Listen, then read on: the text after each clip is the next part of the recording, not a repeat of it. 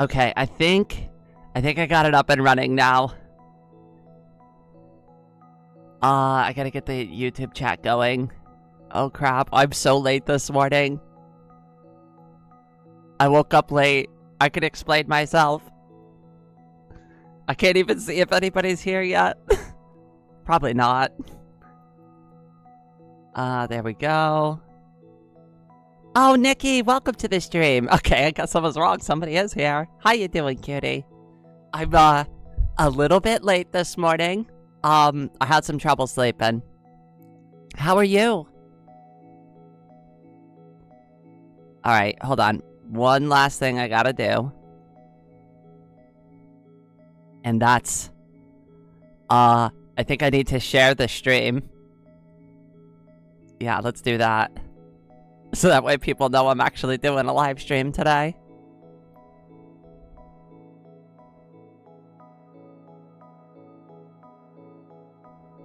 There we go. Okay, now I think I'm all set up.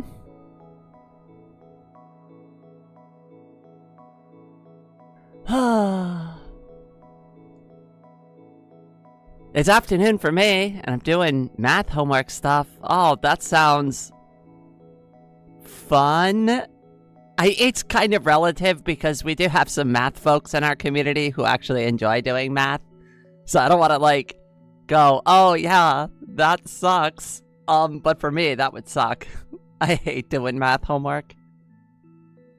I'm not good at math. I can do math, right? Like, if I really need to sit there and figure out math problems and algebra, right? I can do it. I'm really terrible. It takes a while. Good morning, Lemon. Welcome. Gombik, ahoy, my friend. Good morning. How are you doing this morning? Oh god, I can't even speak. I'm still drinking my first cup of coffee. There's probably going to be a break. So Raven, welcome to the stream. How you doing, cutie?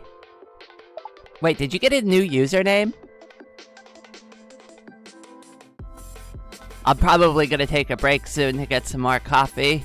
Oh my god, I woke up so late. I woke up so tired this morning, so I was like, screw it, that's the name of the stream. That's the name of the stream. Too eepy to survive today.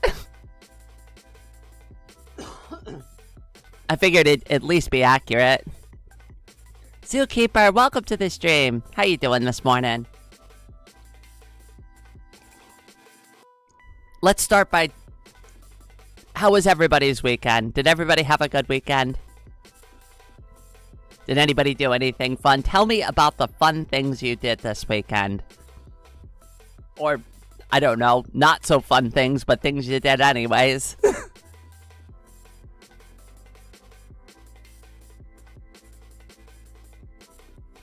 I'm doing okay, didn't do much. I probably bit off more than I could chew this weekend, but I'll get into that in a few minutes. I guess maybe I should post the link on Fetty too. Why not? Doing a chatting stream this morning if anyone wants to come hang out. Oh, come on, not the bookmarks tab. Oh, come on, type. Learn how to type, brain.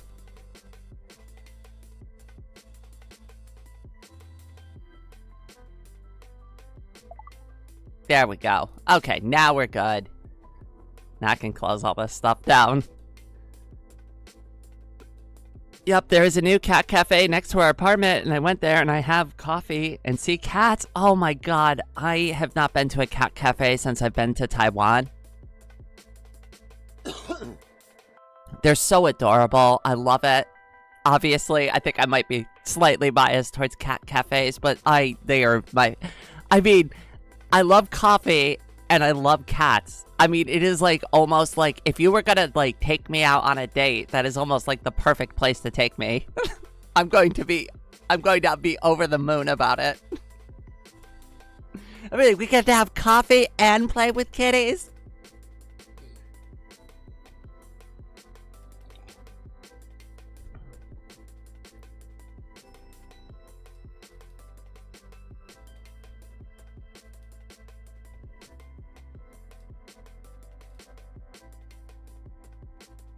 I do love a good cat cafe. Anything cat related, pretty much. I'm not, like, kind of into.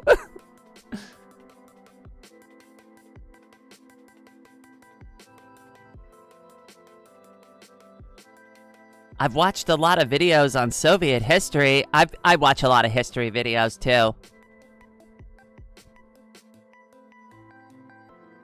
What period of time is your favorite? Mine is the Roman Empire. Craziness. Just absolute insanity. I can't believe that empire held itself together for as long as it did. You know, once you find out, like, how it was really run, you're just like, really? Really? They were the major power, huh?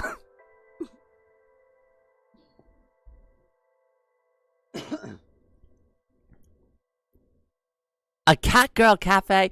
Honestly, I think that would work. I mean, it wouldn't be too hard to pull off. All you do is just get the staff to wear cat ears all the time. Right? Like, this is doable. It doesn't even have to be, like, weird. You just have them all dress up like cat girls. And you have cat there, so it's not just a cat cafe, it's a cat girl cafe. Oh my god, say that 5 times fast. It's a cat girl cafe. Where we're going to Rainey's cat girl cafe. Goofy, welcome to the stream, cutie. How you doing today?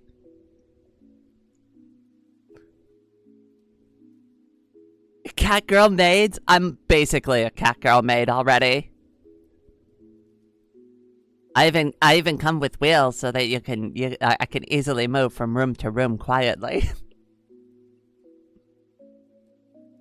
I have a stealth mode. I'm stealthier than normal cat girls because I don't even leave, like, footsteps. You just hear, like, a little whirring of the wheels. Whir. It's actually... It is whisper quiet until I, like, bump into something. Then you hear me go, oh, shit. Boom.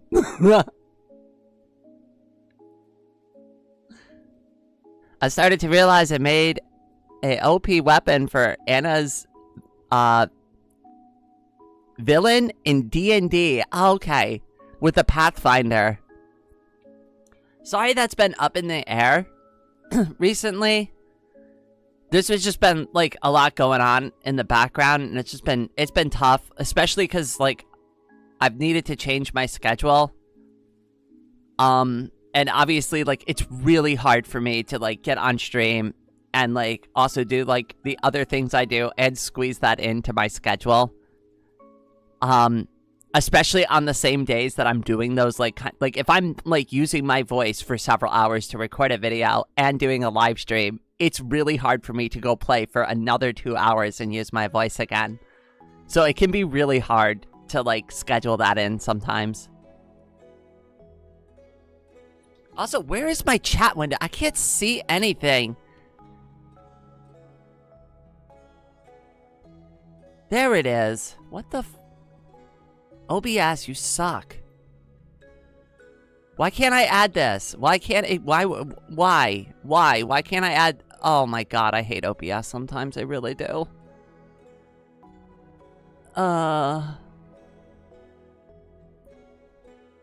WD-40 is your stealth potion. Oh my god, I actually used some not too long ago in my wheelchair. Really helped out with some of the squeaking noises, so you're not wrong there. I feel kind of empty. I don't know how else to describe it. It's still pretty early in the morning. So, you know, I feel pretty empty right now, too. I definitely need at least 2 more cups of coffee to be functional. It's okay. I can't wait for next session. Me too. I'm sorry I've got so much on my plate these days. I really am sorry. I loved it when the Pathfinder said it is pathfinding time and started looking for a path. You know what? During my next session, I might actually just do a joke like that. That's so ridiculous. It might actually work. Chat means cat in French. I don't speak very much French. I'm not very good at it. What is it? Like, bonjour. Ça va bien? Jama Paul? I don't know. I know some French words. That's about it. I don't know. I don't know. I don't know. I know like a bad word in French, but I'm not gonna say that on stream.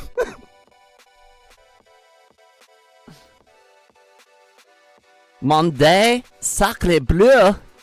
I don't know if I even pronounced that correctly. I took like 1 year of French. Because they told me I had to sit in the class and at least try. And I didn't really try, I just kind of listened in.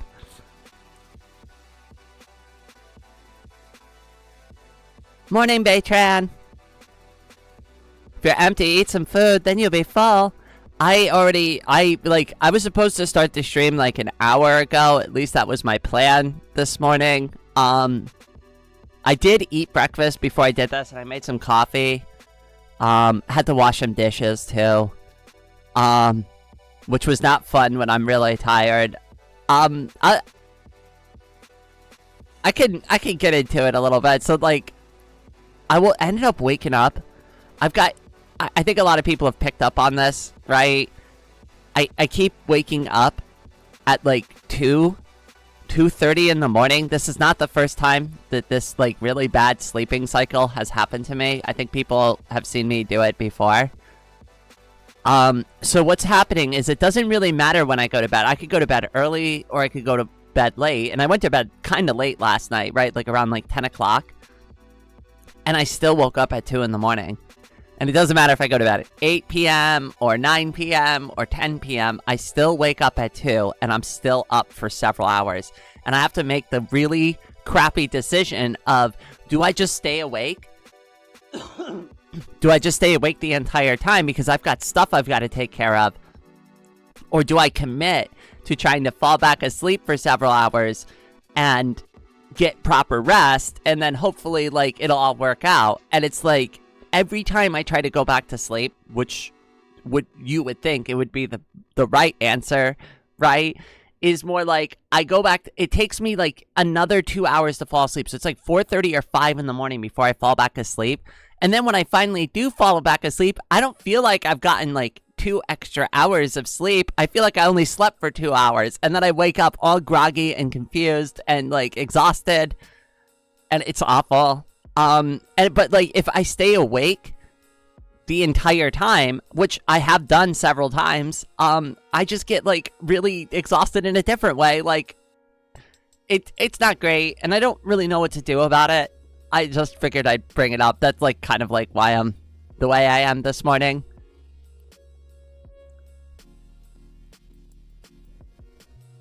Crazy Krita, welcome to the stream. I never get proper sleep. The problem with me is I really need it, right? Like I really need functional sleep to function. I do a lot of stuff. I might joke. I might make jokes that I'm like, oh, I'm the laziest cat girl ever, right? I did nothing but lay in bed. Do you really think that I lay in bed all day? Honestly, do you think I literally could even live with myself if I got nothing done all day?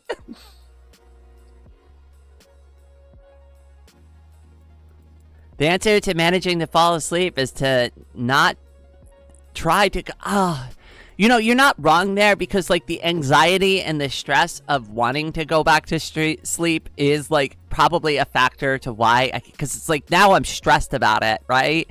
Now I'm stressed about falling asleep shouldn't be a stressful thing. Rain, if you read this, your title as kawaii is cute in Japan.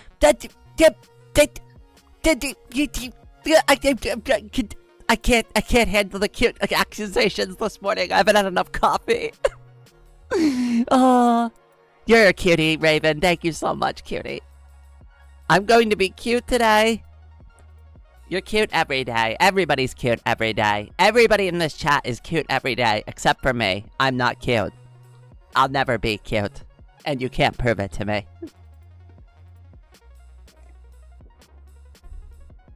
Also, not a masochist. Also, not a furry.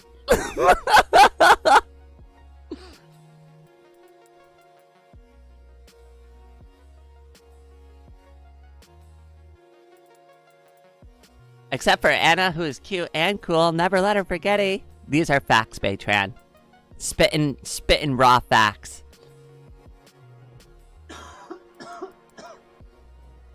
Sorry about the cough. I was recording for a really long time yesterday.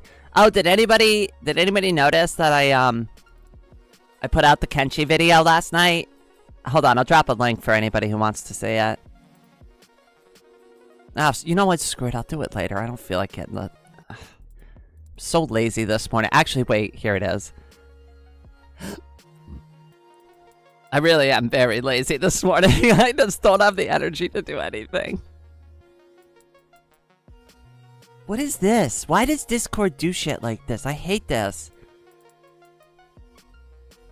Go away.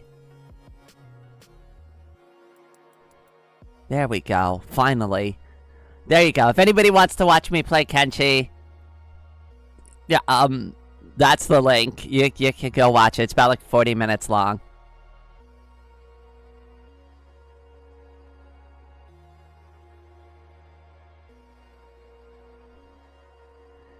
You were cute when you played Kenshi in the Kenshi video? Meow. Oh, so you saw it already. Don't you forget, Spaghetti, that you're cuter than a button and sweeter than... I can't handle it this morning. I don't have the mental acuity to deal with the cutie accusations.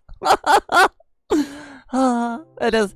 Thank you, though. Y'all making me feel a little better. You're making me laugh. That's why I do like coming here, because, like, even if I wake up kind of like,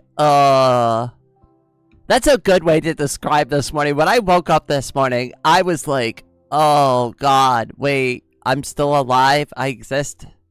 Things are real? I really took forever to fall back asleep and woke up, and now I'm late to my stream? This is reality, huh?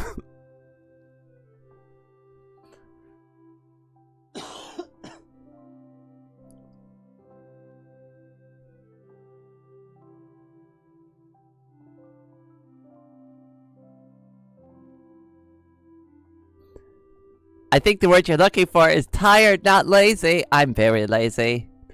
I'm very lazy. At least that's what I tell myself when I'm not doing the things I'm supposed to be doing. Lazy, useless cat girl. Get off your ass and do something.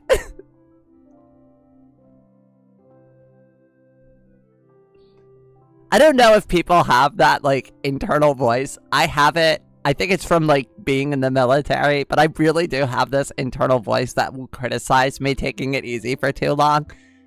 And it's like, it really gets quite intense. I'm very, like, antsy about, like, moving on to the next task. I don't know, like, I know, like, none of you really have had an opportunity to hang out with me IRL, but, like, you'll even see me sometimes leaning in my wheelchair the direction I want to go because, like, I feel like I need to, like, start moving that way.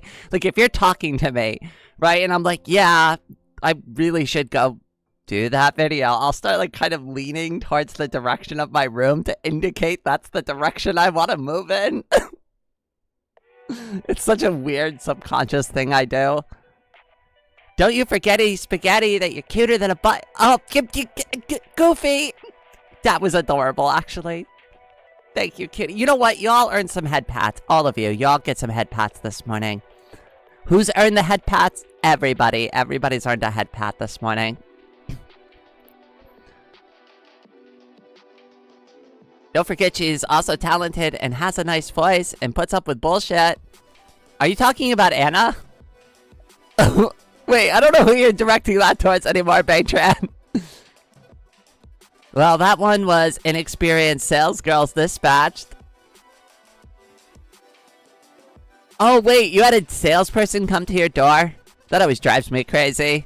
Sometimes I mess with them. It depends on if I'm in the mood for it. Not in a bad way. Not in a bad way. Just in a... I used to do sales, so, like, I kind of know their bet.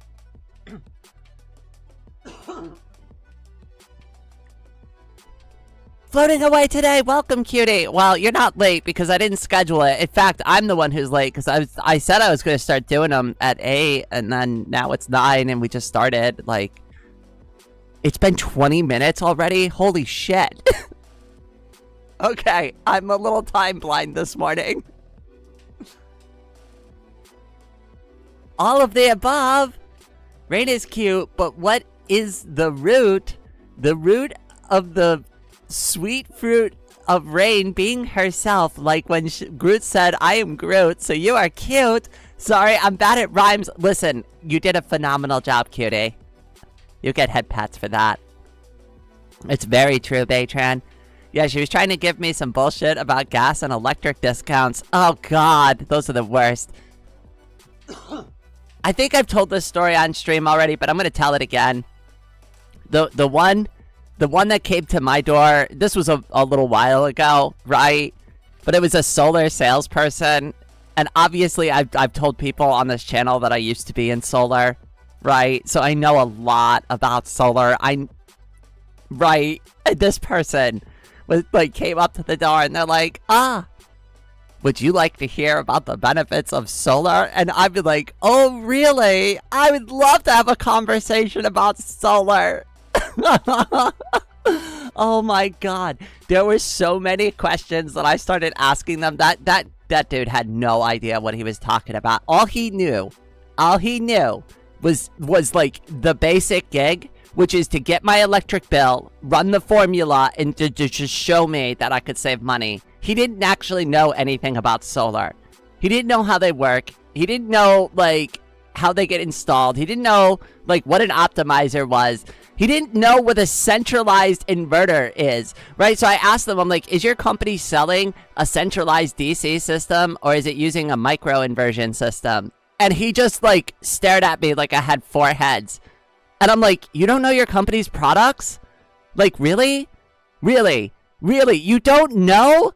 How are you coming here and selling me on the benefits of solar and you don't even know which type of system your company is going to slap on the side of my house? I'm sorry. I'm not interested in this conversation. I thought you wanted to actually talk about solar, not bullshit me.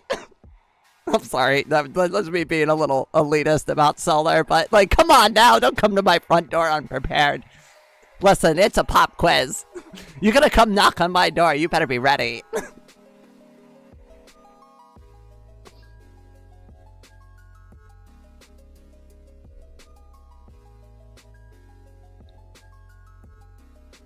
I've been riding my new electric bike with my kitty, and he's been loving it.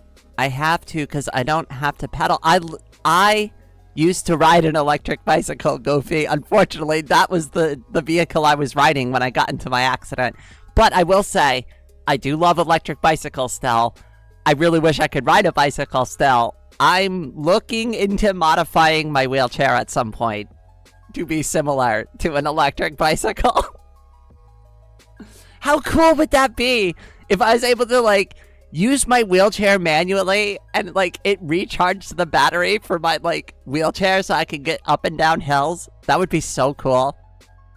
I have no idea if I can set something up like that, but like, that was what I was imagining. Because, like, you know how, like, the brakes in, like, electric vehicles have, like, the regenerative braking? So, like, when you go down hills or you press the brakes, right, it charges the batteries. So I was like, why can't I just do that in my wheelchair? I'm just, like, turning them all day. I can imagine that I could, like, at least get a little bit of charge out of it.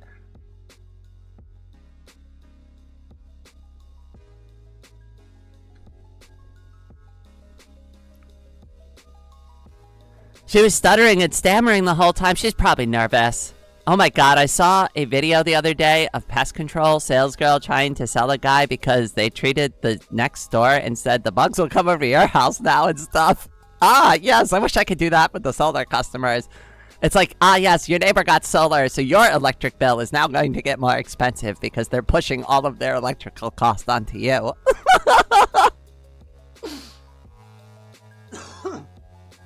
Obviously, it doesn't work that way, but that'd be a great way to trick people. Like, you better get this solar, or you're going to be the only one in the neighborhood that's paying an electric bill because all your neighbors have pushed all the electrical costs to your house.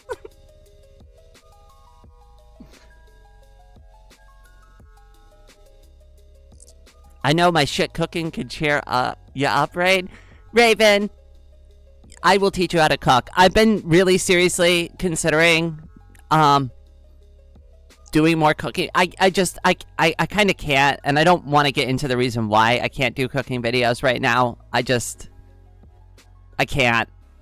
They're gonna have to wait a little bit longer. I might be able to do a couple, but I'm not really in a position where I can film something and it's actually worthy of like being a proper cooking video. A petrol-fired wheelchair? That would be insane. Mopeds are legal where I live, so I could hook up like a small gasoline engine to it, but like that would be ridiculous. Come on now.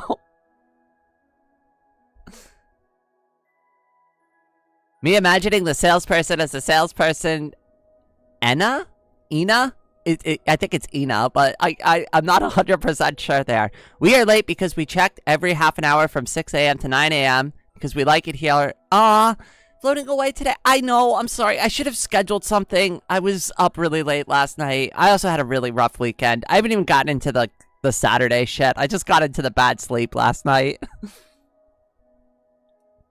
Saturday was a rough day for me.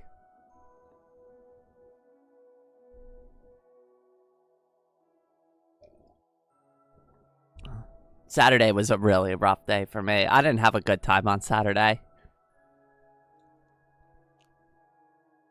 Or Friday. Friday didn't pan out to be very good either. I have lots of mosquito bites. I think they have a grudge against me. It's just because your blood's so sweet.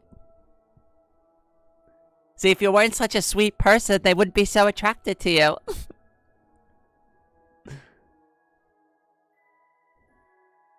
Bougie, welcome to the stream. It's good to see you. My father does sales, but 80% of the time it's free consultation on the products, then actually selling it. You know, the easiest way to sell something is to actually believe in it and be knowledgeable about it. So that way when people, like, you'd be shocked how much people believe you when you actually can confidently speak about something, right? And you're excited about it. And, like, that's what people like saw in like what I was doing. Was like, it wasn't even the fact that it might work for them. I was excited, so they got excited because they might not even know what I'm saying, but it sounds cool. It sounds interesting. It sounds like something that they may want to take advantage of, right? So when you are like excited, that is like 90% of the battle with like most people, right? Because like if they're not excited about it, it's just another thing they have to listen to. And they don't want to. They've got a billion other things that they've got to listen to. Why would they listen to you?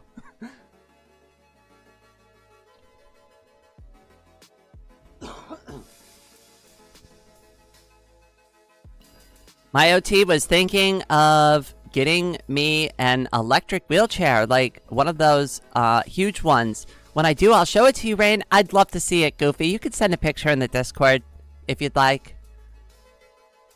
I mean, you all have seen my wheelchair by now. I hope people like the food I share on the Discord. I think it's pretty good. I haven't had a chance to really share very much recently. It's okay, I tried to make cookies today, but somehow they became liquid. I don't know enough about baking to actually help you there yet, but I can always ask my mom. She was a baker, like, professionally. Hope this week is better. I hope so, too. I really do. I really do. I don't know. I'm gonna go for cup half full and go, yeah, I think it's gonna be a better week. We'll see. We'll see where things land by the end of it. We'll see where we're at the end of the week.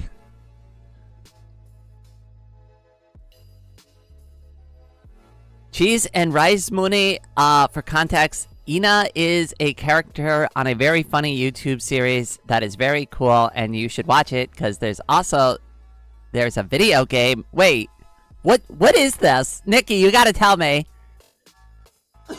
What's the name of the series? Oh my god, my voice is something else today. Sorry about that.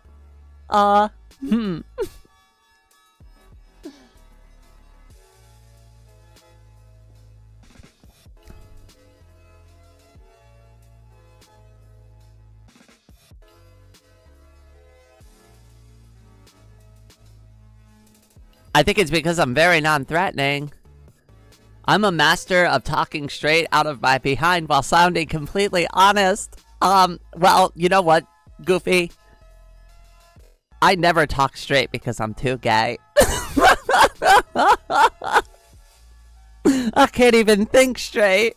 What do you mean? Oh, good. I'm sorry. I couldn't help myself there.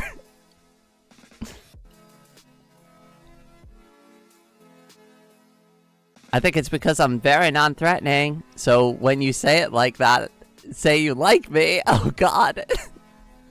You two behave yourself in my chat. The cutest wheelchair ever. I love how you made it trans library. It's great at transporting you. Oh, my God. You nailed it. Like, honestly, the only thing left that I really got to do, and this is just an aesthetic thing, but like the back cushion, it is replaceable. But I do want to get it replaced with a white cushion, because right now only the bottom part is got the white cushion on it, and then it would truly be blue, pink, white. I also got to like restain the wooden handles at some point, probably in like another year or so, but I could already see some of the paint wearing off of it, so there is going to be some maintenance for that, but it's been holding up so good. Rain, I sent my cookies in the Discord. Yeah, don't ask how I did it. I'm going to guess that there wasn't like enough flour, or you put too much of a liquid ingredient in. That's my educated guess.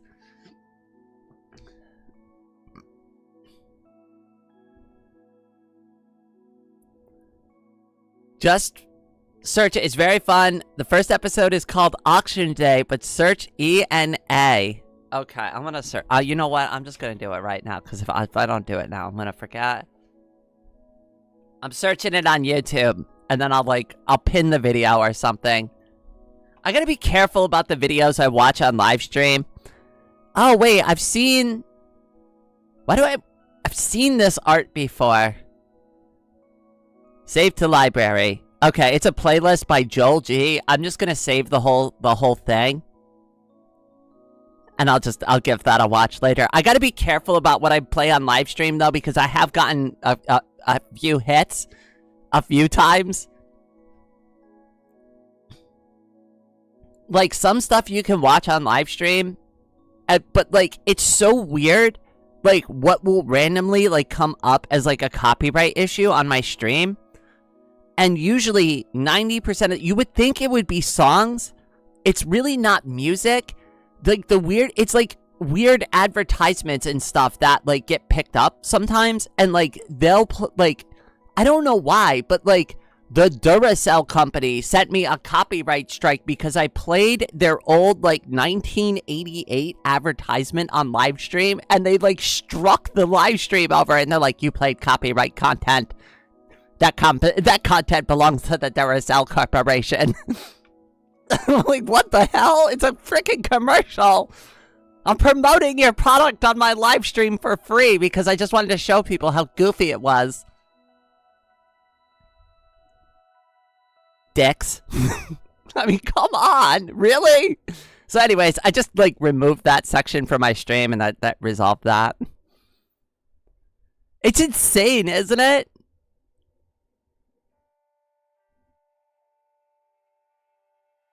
Okay, Nikki, I pinned that playlist. I will watch that after today's stream.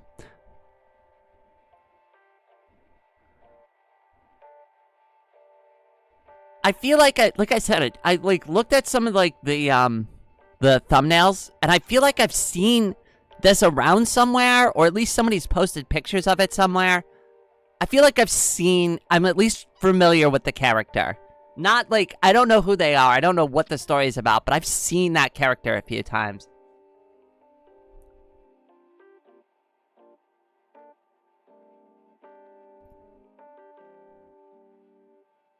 I wonder if there's a hotkey I can, like, install for OBS.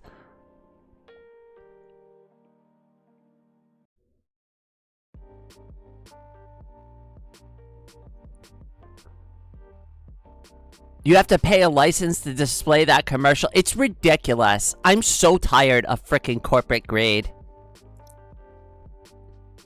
I'm so over it. I'm so over it.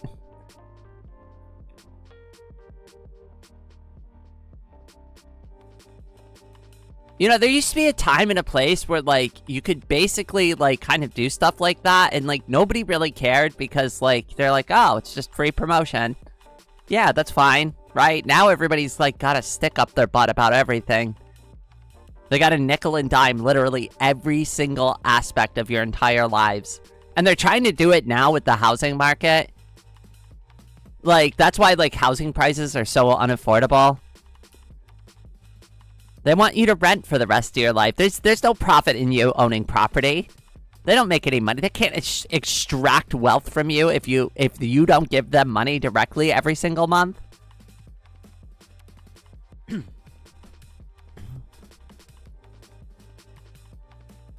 Is no one gonna address my meows? I'll address it by giving you a head pat. How about that?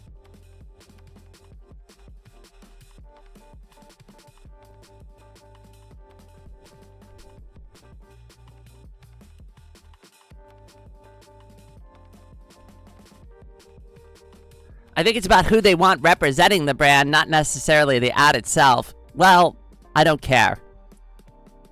Really, like, they shouldn't be in a position to say anything about it. Like, what about freedom of speech? I'm sorry, I live in a country where we're supposed to be able to kind of just say, within reason, anything we want. And if I want to talk about a stupid Duracell commercial on my live stream, that should be transformative. I mean, I'm literally frickin' trans. How is it not transformative? I even paused it so that we could talk about it in the middle. Right? That should be fair use. Fair use. Fair use. Freedom of speech. Right? I have the right to talk about things that I've experienced in my life, and I'm allowed to show an example of it. Within reason. It is not like I just went out of my way and just reposted the commercial on my YouTube channel. It's stupid. What if I was making a video essay about the history of Duracell and I wanted to use that, like, in my video essay? Are they going to copyright strike the entire video essay over that commercial? It's ridiculous. I have the right to say what I want to say. Without, like, some corporate dweeb coming in and trying to nickel and dime it. And, like, here's, like, the compromise. They're like, you could share your advertising revenue with us, or you could just remove that section from the stream. So it's really just them trying to bully a content creator into giving them, like, part of their profit. That's all it really is. It has nothing to do with, like, I don't think they care that I'm talking about Duracell. They care that they didn't get their nickel for it.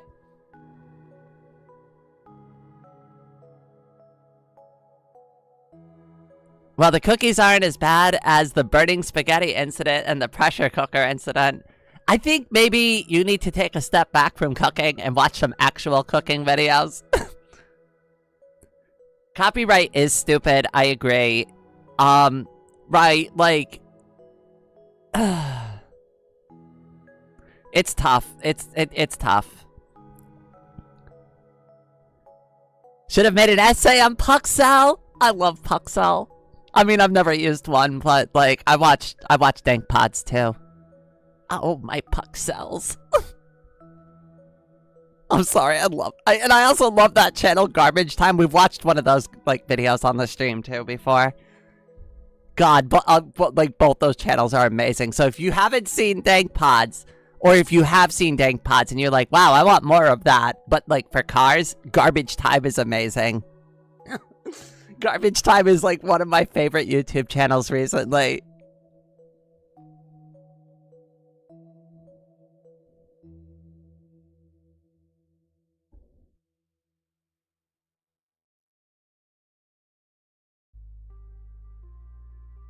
Rain for President, cutie. I'm glad you all, like, I'm glad all of you would vote for me, but, like, I don't know how I do with, like, the general public. They'd be like, who is this weird cat girl? Who is this weirdo? Talking all these, like, anti-corporate things, right? Like, most regular folks would just be like, that seems like a little extreme for my taste.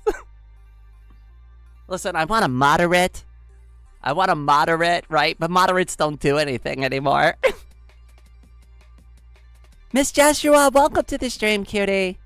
I saw some of your videos on that you recorded on the SMP. I didn't get a chance to watch all of them.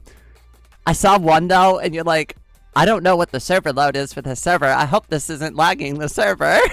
And I was like, I gotta circle back on that and see what you were working on.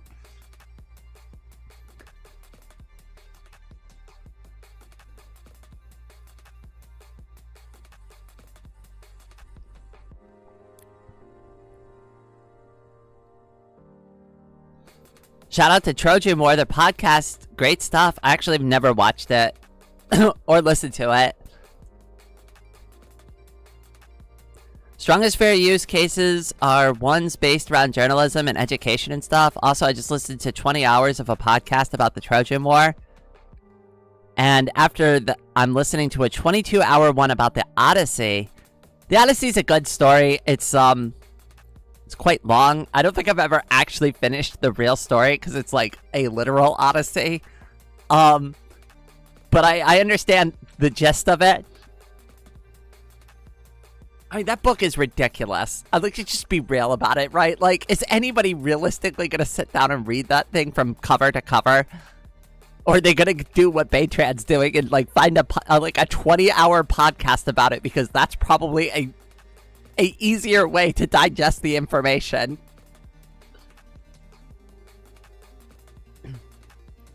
If I'm cute and anti-capitalist, so are you. I'll take the anti-capitalist part.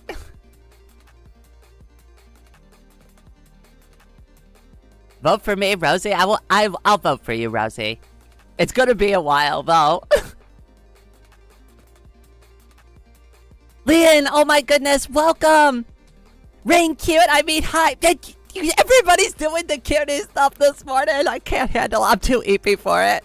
How you doing, cutie? You doing all right this morning? Hopefully you're staying cool out there.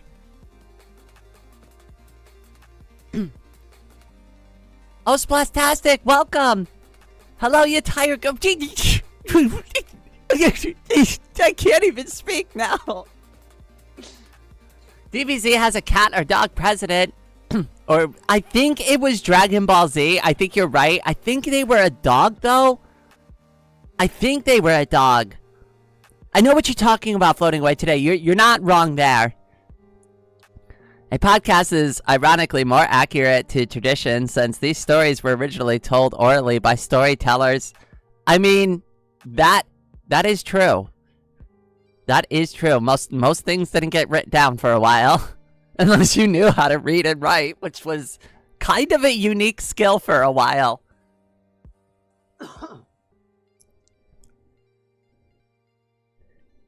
The guy who does the podcast is a professor and also real-life Homeric storyteller who does performances. That's very cool. Thankfully, I get to be an indoor lizard today, so we're comfy. That's good. I, unfortunately, am too much of an indoor cat girl. I need to get outdoors. I'm supposed to be an outdoor cat girl, but I don't get outside enough.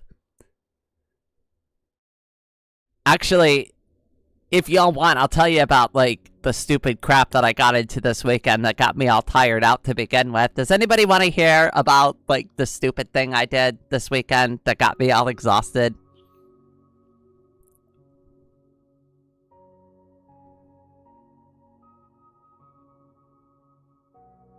Oh, Leon is cute. Do not let Leon deny her cuteness. I'm the queen of cutie accusations when I'm in charge here.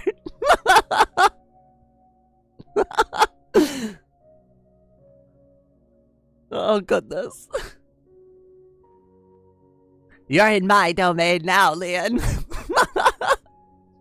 Wait till I come to your stream later, then you can cutie bomb me all you want. I won't have any way to defend myself. Heckin' preposterous. Not even that is adorable. Come on now. Oh goodness, I'm still too sleepy. I still have another cup of coffee waiting for. I'm only on my first cup of coffee. That's why I'm so goofy right now. Okay, so this is what happened. So if I had like a fully functional set of hips and a working left leg, right? There is a bus stop that is like I'm not even joking. It's like 5 minutes walk from my front door to the bus stop. The problem is that is the only bus stop that I can A, reasonably get to in my wheelchair, in a manual wheelchair, and 2, there are 2 giant, absolutely massive, overwhelmingly like steep hills in the way of me getting to that bus stop.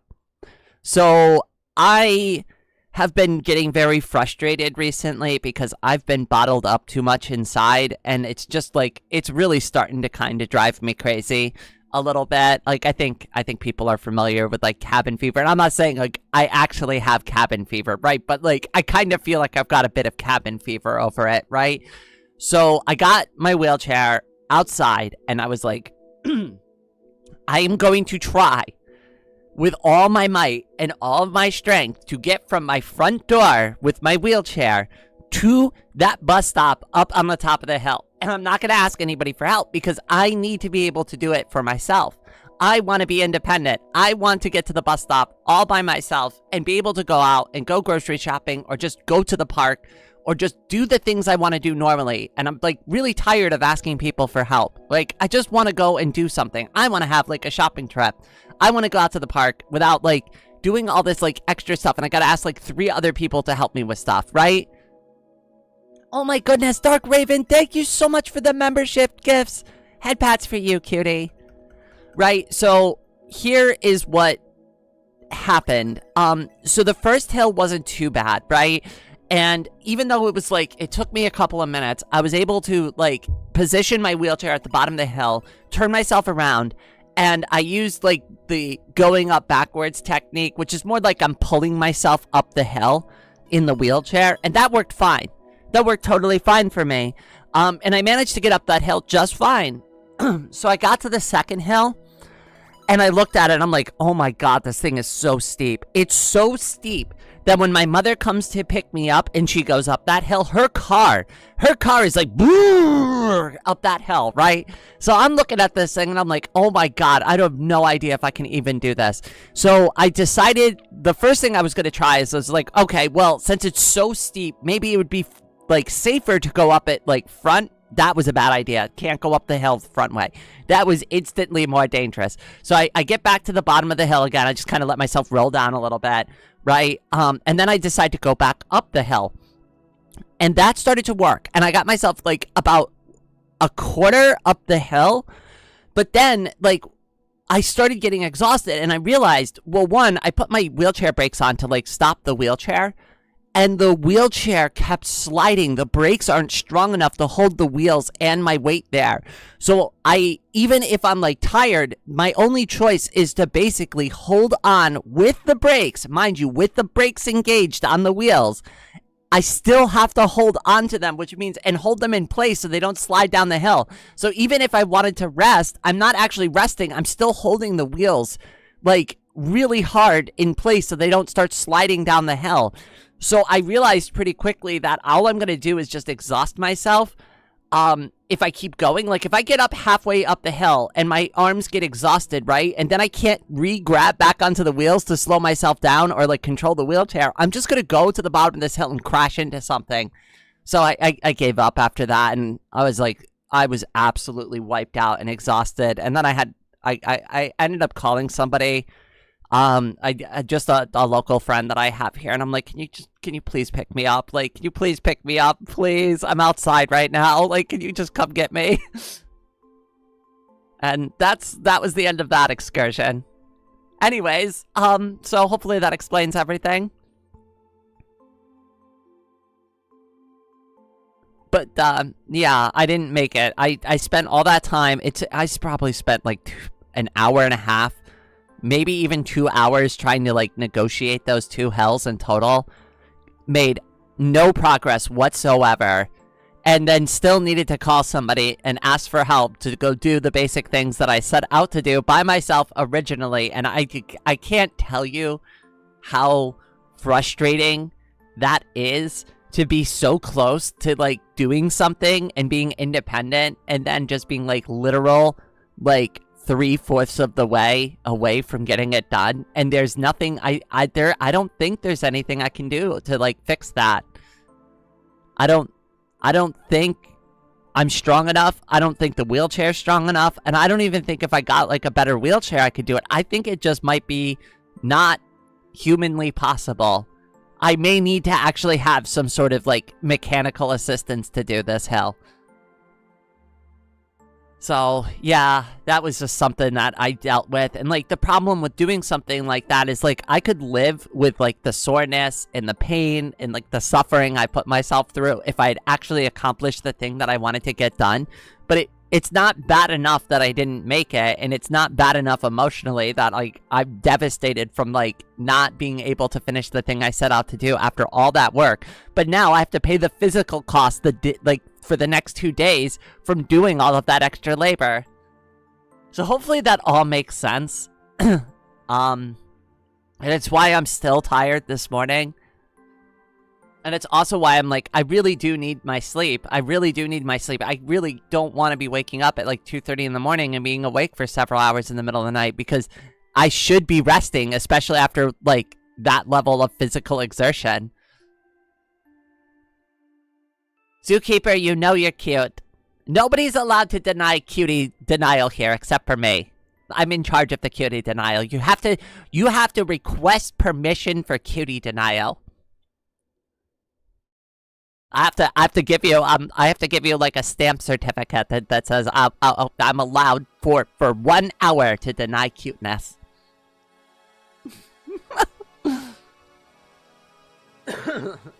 I am not cute! Rebellion!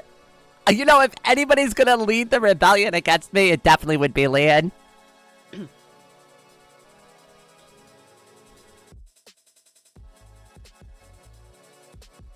It's gonna be like, you know, like, it's gonna be like VTuber Highlander. There can be only one. Just ones and zeros, it's good to see you, cutie. Anyways, so, if you're a cat girl, coffee drinker, ex-Navy, in a wheelchair, Raven, there's one part of that you messed up. I wasn't in the Navy. I was in the Marine Corps. Hoorah! Semper Fi, do or die, right? Death before dishonor. Those are the fucking things that they... I'm sorry, I didn't know. Shit, now I'm swearing.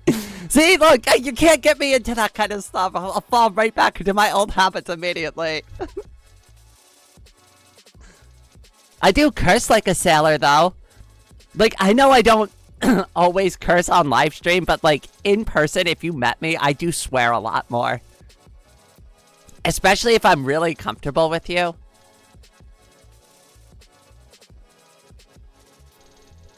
Leon and Rain must have a cute showdown to prove who's the cutest. I mean, that actually, you know what? We should set something like the Battle of the Cute. That could be good. We have to pick a good game for it, though. Loser has to admit they're cute. That would be the stakes. Whoever loses has to go, I'm cute, on stream.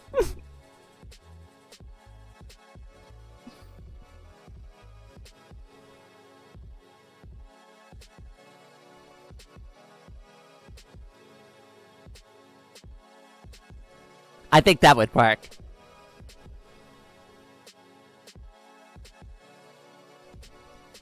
Rain has an R in her name, and I have an L.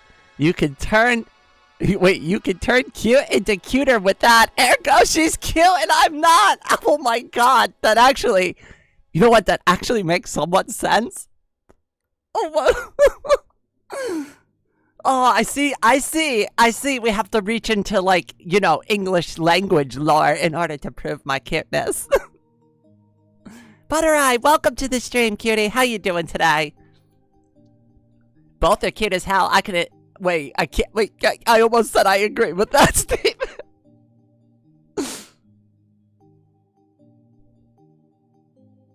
I also said something right? In the video yesterday, the Kenshi video, that was pretty funny. It was also not an admission of cuteness. Listen, if I'm talking about, like,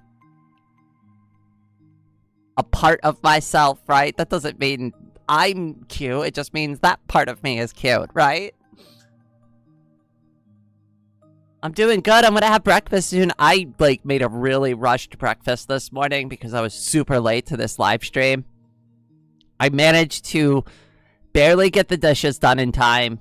Well, all right, let's be honest about it. Nothing got done on time. I woke up late. I got the dishes done because I can't even cook without doing the dishes, right? So, had to do the dishes, had to make coffee, had to make breakfast. Oh, crap. I forgot to take my HRT. Oh, Well, okay. So if anybody else forgot to take their HRT this morning, this is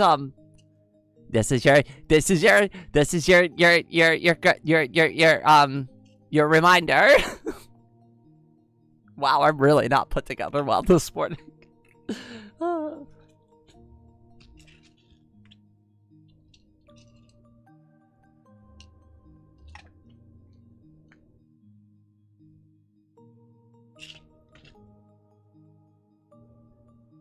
I got a comment on one of my posts this morning because I went through, like, the held comments. And, like, a couple weeks ago, I posted a trans rights or human rights, like, drawing that I did. And I saw the comment, right? And even YouTube flagged this one, but they held it for some reason because I guess they weren't 100% sure. But, like, the comment just said, F no. And I'm like, really? Really? Come on, man. And, like, YouTube's like, do you want to report this? And it's like, well, since the button's there.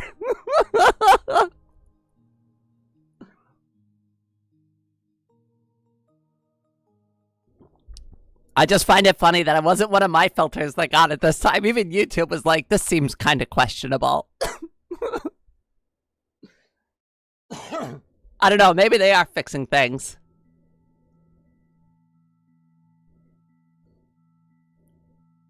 The other one that I got that was really transphobic was somebody called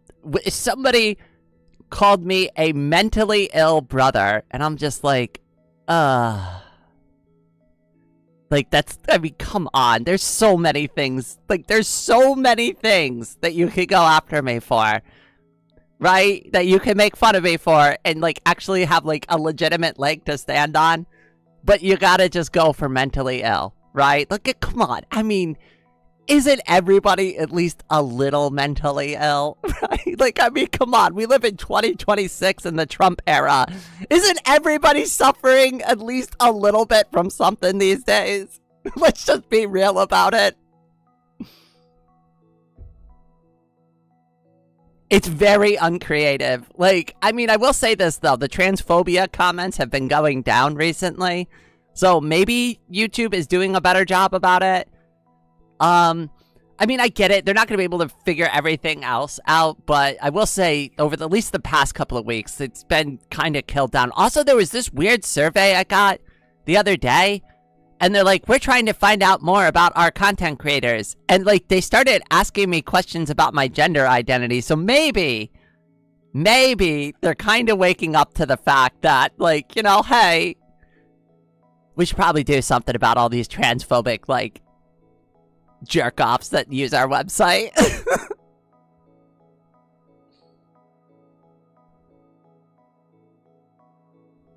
It's not frequent these days, but we see comments from accounts that are likely bots just looking to put us down specifically. I can't imagine any any more hobbyless behavior. Like, the thing is, too, is, like, I know not all of them are bots. And you are right, Leon. Like, let's go 90% to 10%, right?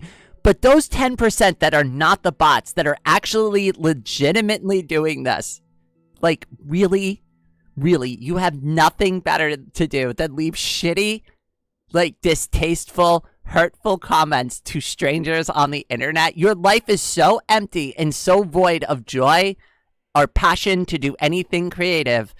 You have to be, like, just a shitty human being behind the shield behind the protection of a glowing screen and a keyboard because ha ha ha, you're too much of a goddamn coward to actually say that to somebody IRL, right? Like, let's just be real about it, right? Let's just be real about it. Like, all the people who leave those kind of comments, do you think they'd actually speak up? Do you think they'd come to me to my face and say that to my face? They wouldn't. They wouldn't dare. Nobody would.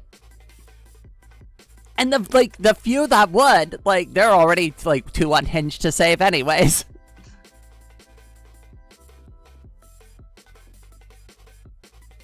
It often just leads to, well, my guy, why did you, like, bother to click on the thumbnail then? The funniest one I got, I think, was the one kid who was like, you tricked me. And I'm like, tricked you? How did I trick you? And he's like, I thought you were a real girl. And I'm like, I am a real girl. Trans women are real women. And they go, you're right. I'm sorry. That was my favorite exchange.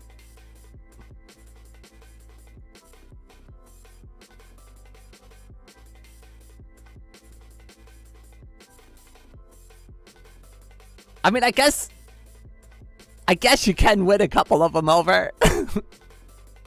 There might have just been some genuine confusion there.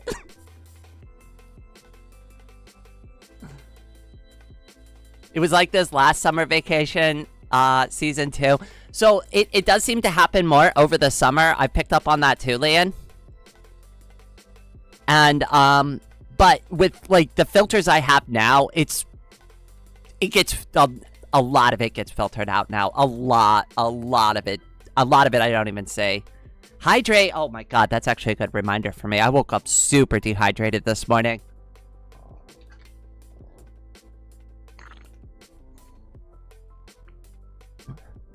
Oh, yes, water.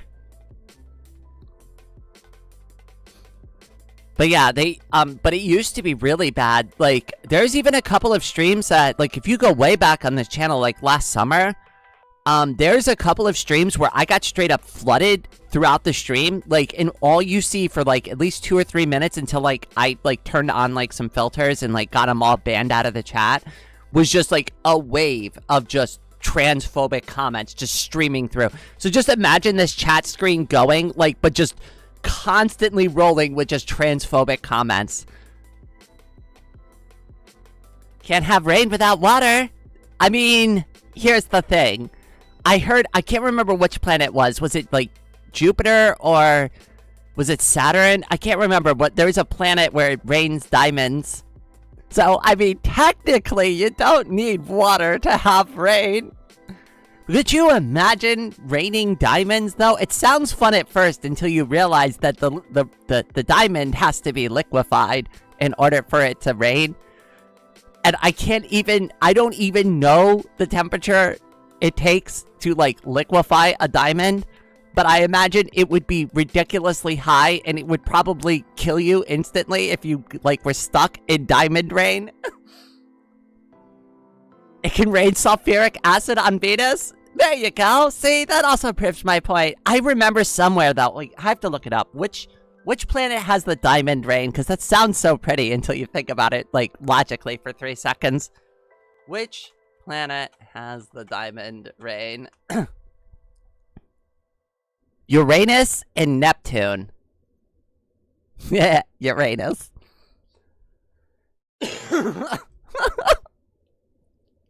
Where is it raining diamonds? In Uranus. I'm sorry, I know it's like a school child joke, but come on now. It's raining diamonds in Uranus.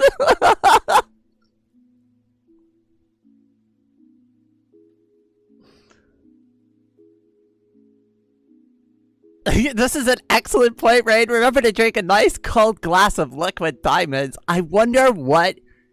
Okay, alright, so, like, you know, like, it can't get too cold, right? Or else it'll turn back to solid. So what would be technically the cold glass of... Right? Because there is a scale in which cool also still means liquid, but also not as hot as it possibly could be.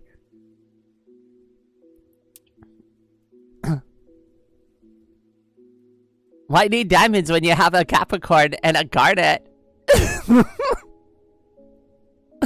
Rain, if you read this, congratulations. You're certified by the Empress of Japan. Being extremely wait. Japan has an empress? Wait, is that real? Or is that like just a thing you made up? These bots are coming back solely for this specific joke. Oh my god. Was it Nile Red who tried to carbonate water with diamonds? Yes. I watch Nile Red. I watch a lot of Nile Red. And Nile Blue. Catwoman, welcome to the stream. Okay, alright.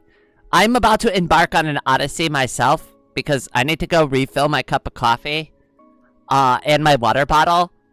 But I also can't, like, it's gonna be a minute, okay? It's not very easy for me to move a hot cup of coffee in my hands in my wheelchair. So, if you're willing to give me a minute, I need to get a cup of coffee and I will... Oh, Skeleton Box! Welcome to the stream, cutie! I haven't seen you in a bit. I hope you're doing well.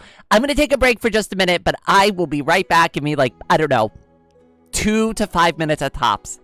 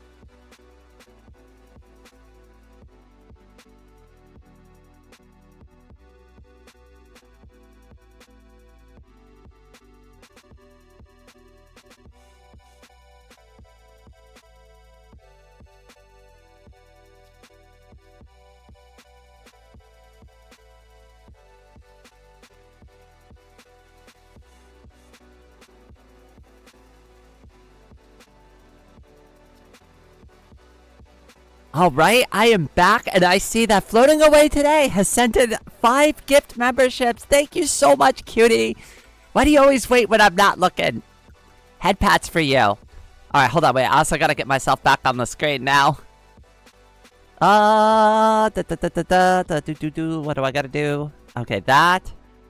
And then I gotta press this button. Yay, it's fixed. There we go. I'm back. What did I miss? Did I miss anything?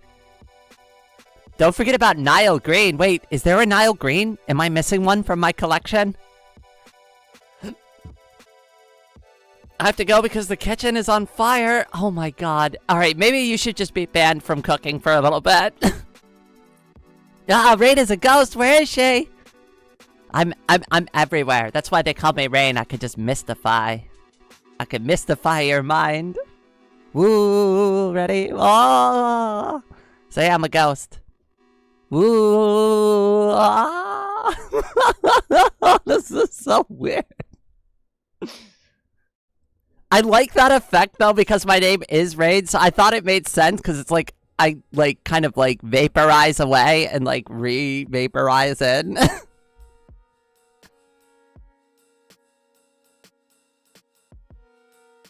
I don't know about Nile Green, but I've heard of the Nile Blue. The Blue Nile. Oh, I thought you were talking about the YouTube channel there. I am rating myself in fear. Is it Rain of Fearing?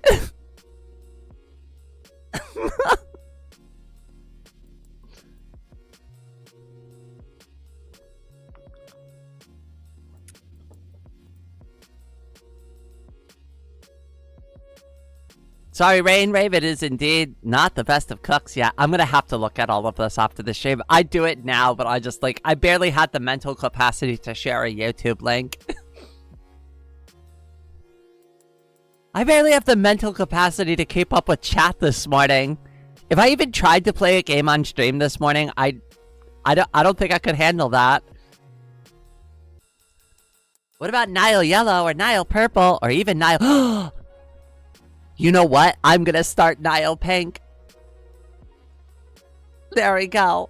I'll make it a goof channel too, like where we pretend... Oh, you know what I'll do? You know what I'll do? I'll do chemistry, but I'll just wear the cat paws all the time. And it'll just be like a fake chemistry thing, like where we pretend to do chemistry. Just screw up all the experiments.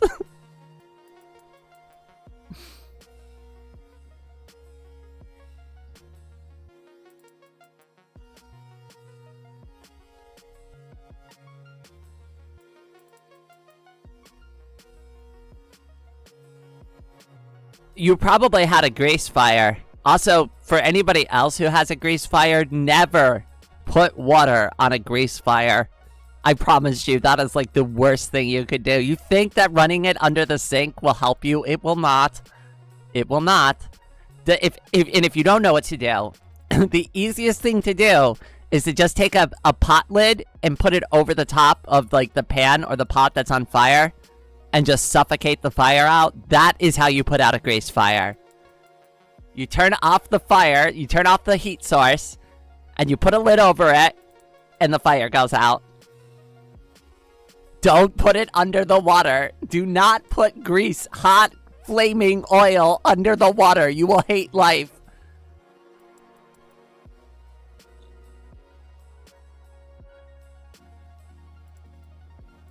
Right about to combine sugar, spice, and everything nice. I am going to do some baking. Oh, I'm making, this weekend upcoming, I'm going to try making my first, like, homemade baguettes. Like, from scratch. Like, 100% from scratch. Like, I'm not even joking. Like, we're doing it from flour. I've got the yeast. I've got everything I need to make the bread. I just need 5 minutes of prep time and 12 hours to let the goddamn thing, like, set itself up. Because apparently it takes 12 hours for it to rise. Chemical X is so tasty! I mean... See, I kind of feel like I'm that kind of professor. Right? Where I just accidentally drop Chemical X into something and be like, whoops, well, we just scuffed it a little. It'll be fine, right? God, I love the Powerpuff Girls. Bubbles was my favorite. Obviously, probably biased there. But is Rain making the wheat? Oh god, if I could, honestly, that would be really fun to like mill up my own wheat and stuff. But I don't have the space for it. And also, it's really hard to garden when you can't like reasonably be on your feet for a long time, or like get down on your knees and start like planting. Like, I guess I could lay down on my belly. Just you know, just face plant right into the dirt. That'll be fine. You know what I'll do? Yeah, I'll just go prone and I'll just like drag myself along the ground and just start planting the seeds that way. Rain is making the weed. Where? Yeah, and yeah, I will not confirm or deny any of those allegations, Dark Raven. Hey, listen, it's legal here in my state, okay? They said I'm allowed to do it. The nice thing about living in the Northeast, though, is that a lot of the states are super progressive now about, like, allowing you to grow those things, and they won't do anything about it now. But again, unfortunately, I don't have the space to grow anything. I do want to get, like, a couple of, like, plants for the house, but that's about it. Rain is making the Wii! Yes, I'm bringing it back. The original style Wii, too, not that Wii U bullshit. That was ridiculous. The original Wii, we're just making it better. We're just doing it better. Wii Bowling, it's gonna be almost the exact same game, just with like a slight graphical upgrade for a modern console, right? Wii Bowling was perfect. Wii Sports Bowling was the perfect game. It was perfect. I loved that game. That was my favorite game on the Nintendo Wii.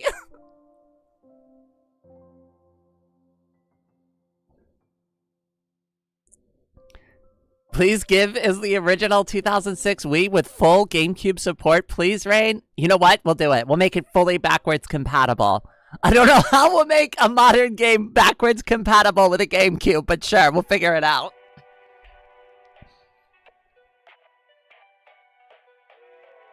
Maybe, like, the game could just detect the graphics and, like, load a preset that was, like, programmed for that version of the console. Like, you've heard of forward compatibility, right? But what about backwards compatibility for games? Ah, yes. This game will also work with the Nintendo Entertainment System from, like, 1986.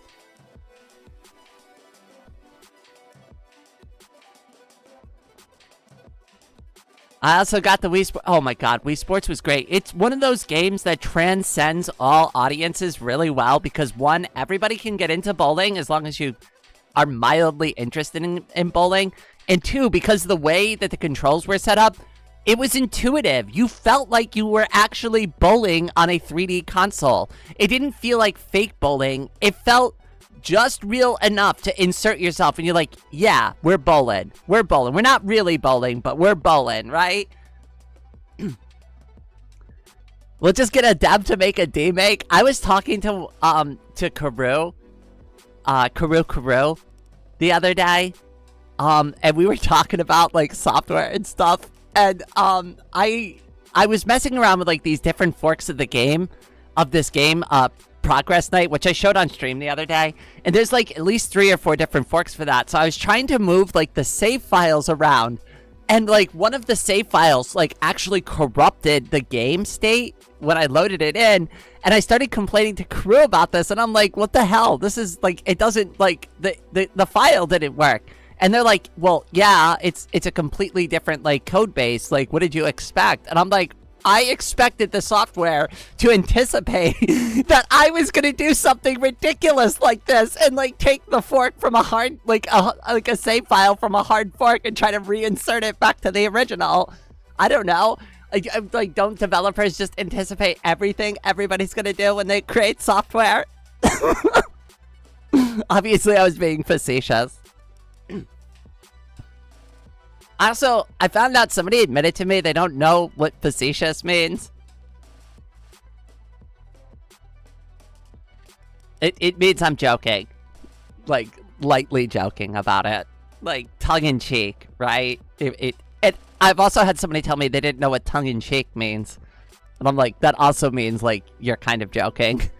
Like, you said something that's supposed to sound serious, but it's not. Facetious is such a good word. It really is. I do love it.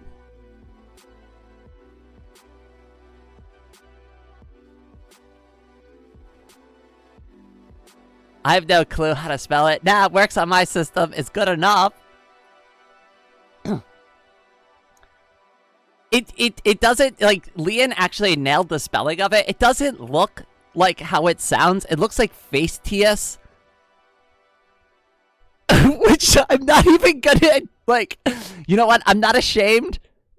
I'm not ashamed to admit that I did used to call it Fastius. Before, like, somebody was like, you mean facetious? And I'm like, yes, facetious. That is the right way to say that word. I've definitely not been mispronouncing it this whole time. Facetious. I love that. That is, you know what? I might steal that spelling.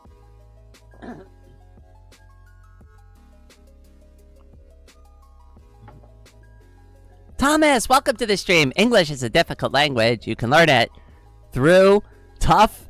Wait, oh god, you can learn it through tough, through thought, though. Oh no. I love that. That was a good one, Thomas. Facetious, like faucet, and fictitious. Oh wait, did you say facet? It's, oh my god. Well, I mean, I am also the girl that was also saying, like, for nya. I was saying naya before. I was like, oh, naya, everyone. Naya, naya. You know, actually, I had somebody, like, ask me what I was saying one time, and I spelled it out for them, like, text, and they're like, Rain, we need to have a conversation about how you pronounce that word.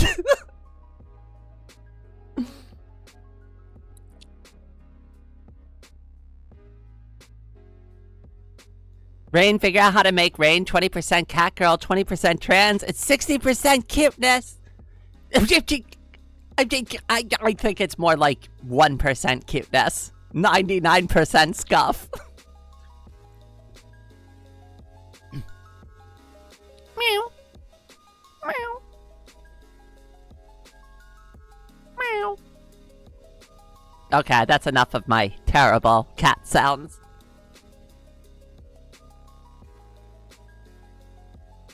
I do lots of meowing, though. I'm very good at it. Oh, wow, the cat girl meows all the time. Newsflash.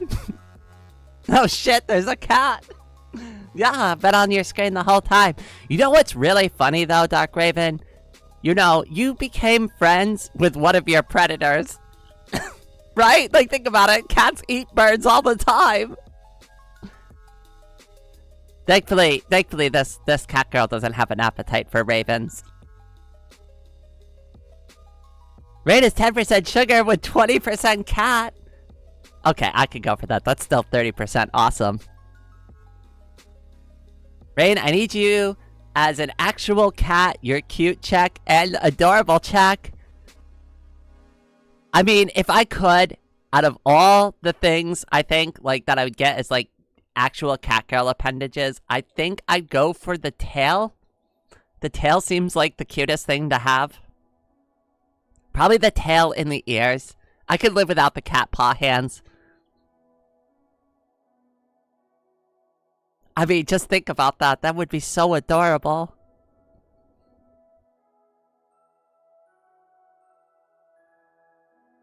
And yes, this is a reference too.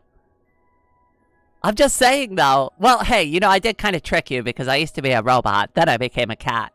Hashtag I'm not a furry. We've been over this. We've been over this.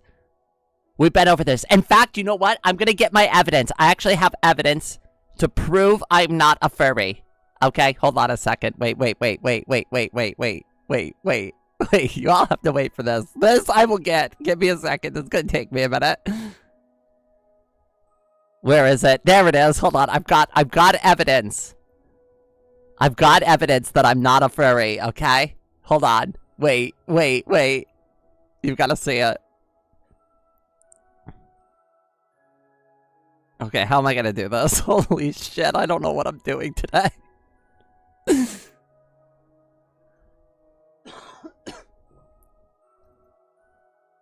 Okay, full screen that. Thank you very much. I can close this. I can close this. I can close this. I can open this. And then I should be able to load it up on the screen. Where is it? There it is! Okay, alright. So, here we go. Hold on, wait, I'll resize it so that you can actually see the meme. Okay, so it says, knowing is half the battle. Okay? And then we have number 1 is not furry. 2 is semi-furry. 3 is furry. 4 is very furry. And 5 is, oh shit, what are you doing?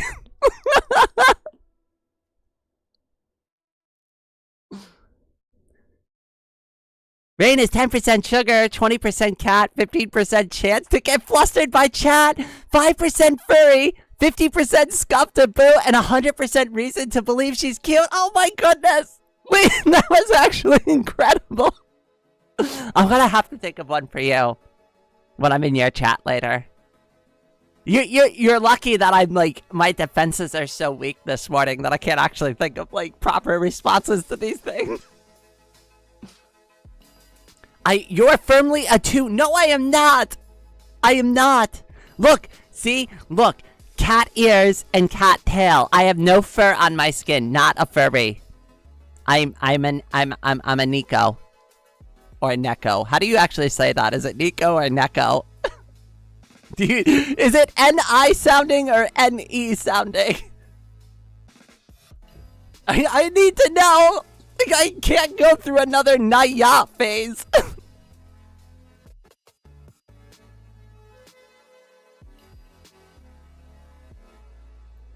Nico wafers.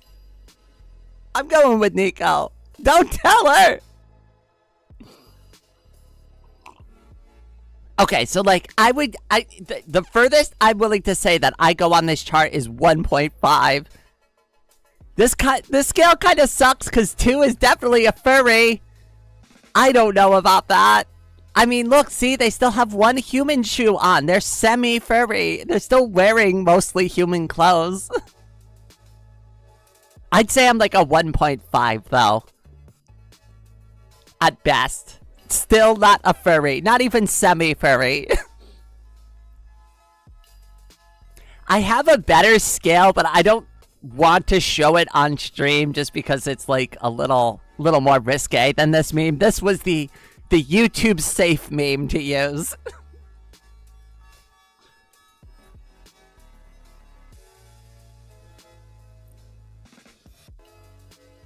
Artist presents you the scale as to ask if, you know what? That is really, you know what? If I ever get a furry request, I might send them this as a joke. Okay, so how furry on this scale do you want me to draw it? 1 through 5, please.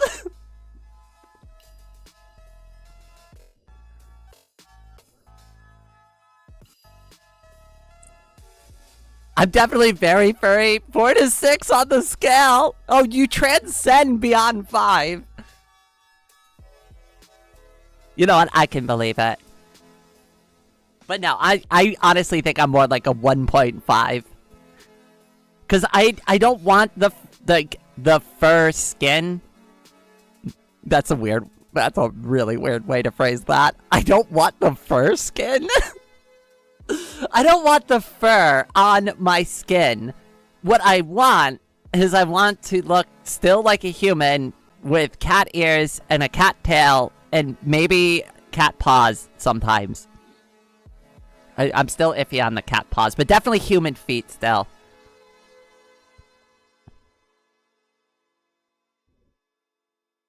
Yeah, you like the tail and the ears, but that's as far as it needs. Exactly. Right? Which I still don't think qualifies as furry. I would go with furry adjacent at best. Right? Like, maybe, like, very low on the furry spectrum, but still not, like, a qualified furry. I don't know. I don't know enough about furry culture because there could be a furry that shows up here and just be like, you're a goddamn furry, just admit it.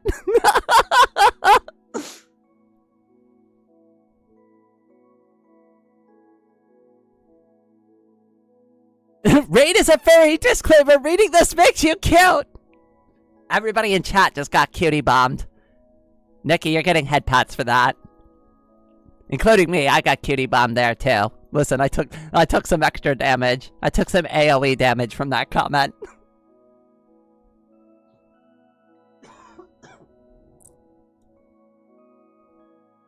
I've been a furry for a long time. Was it like something that you scaled up to, or did you just like come right out and just be like, I'm definitely like very furry? Or was it like something like where it's like almost like this scale, like where you started trying some stuff and then over time you escalated it?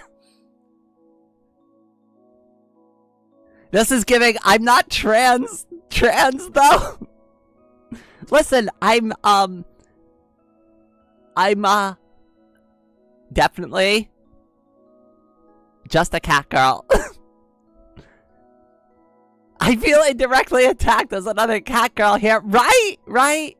Like, I think cat girls can be like their own thing. We have like our own category. Right? It's like a subcategory, possibly. Like, or a pre-category. It's a prerequisite to being like on the furry spectrum. Right? You go through like the phase where like you're like kind of like a cat girl for a bit. But you're definitely more girl than cat.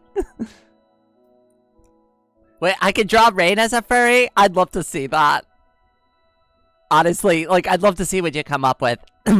Obviously, if you do it, though, use the same color as my hair for, like, the fur for the rest of my body. Or, like, use a lighter color. But I do, like, it's, like, black and white. Like, black, white, and pink would be the colors, like, for my fur. Ava, welcome to the stream. Snack, oh my goodness. Crawls through a window like a giant spider. Sup, furries? Hey, guess what, Snack? I don't know if you saw my Kenshi video yet. But if you get to the end, I mentioned you. I mentioned you in the video. Just wanted to throw that out there for you. I'm not a furry, and I'm still cis though. Venn diagram is almost a circle. Leon, one of us has to make that meme later. One of us has to make that meme later. That is too good. Oh my god.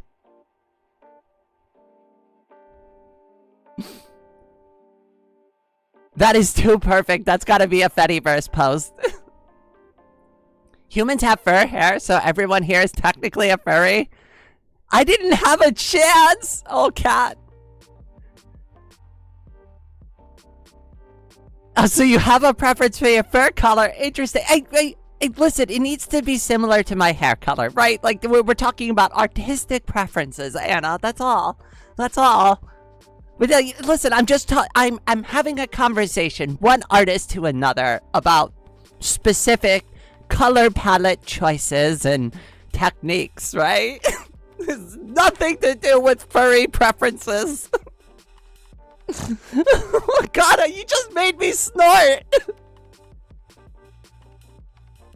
God, I'm gonna go from cat girl to cat girl pig.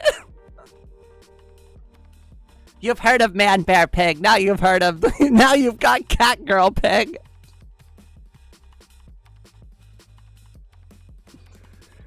Humans also have stripes like zebras. I mean, sometimes. You know what I have a lot of is freckles.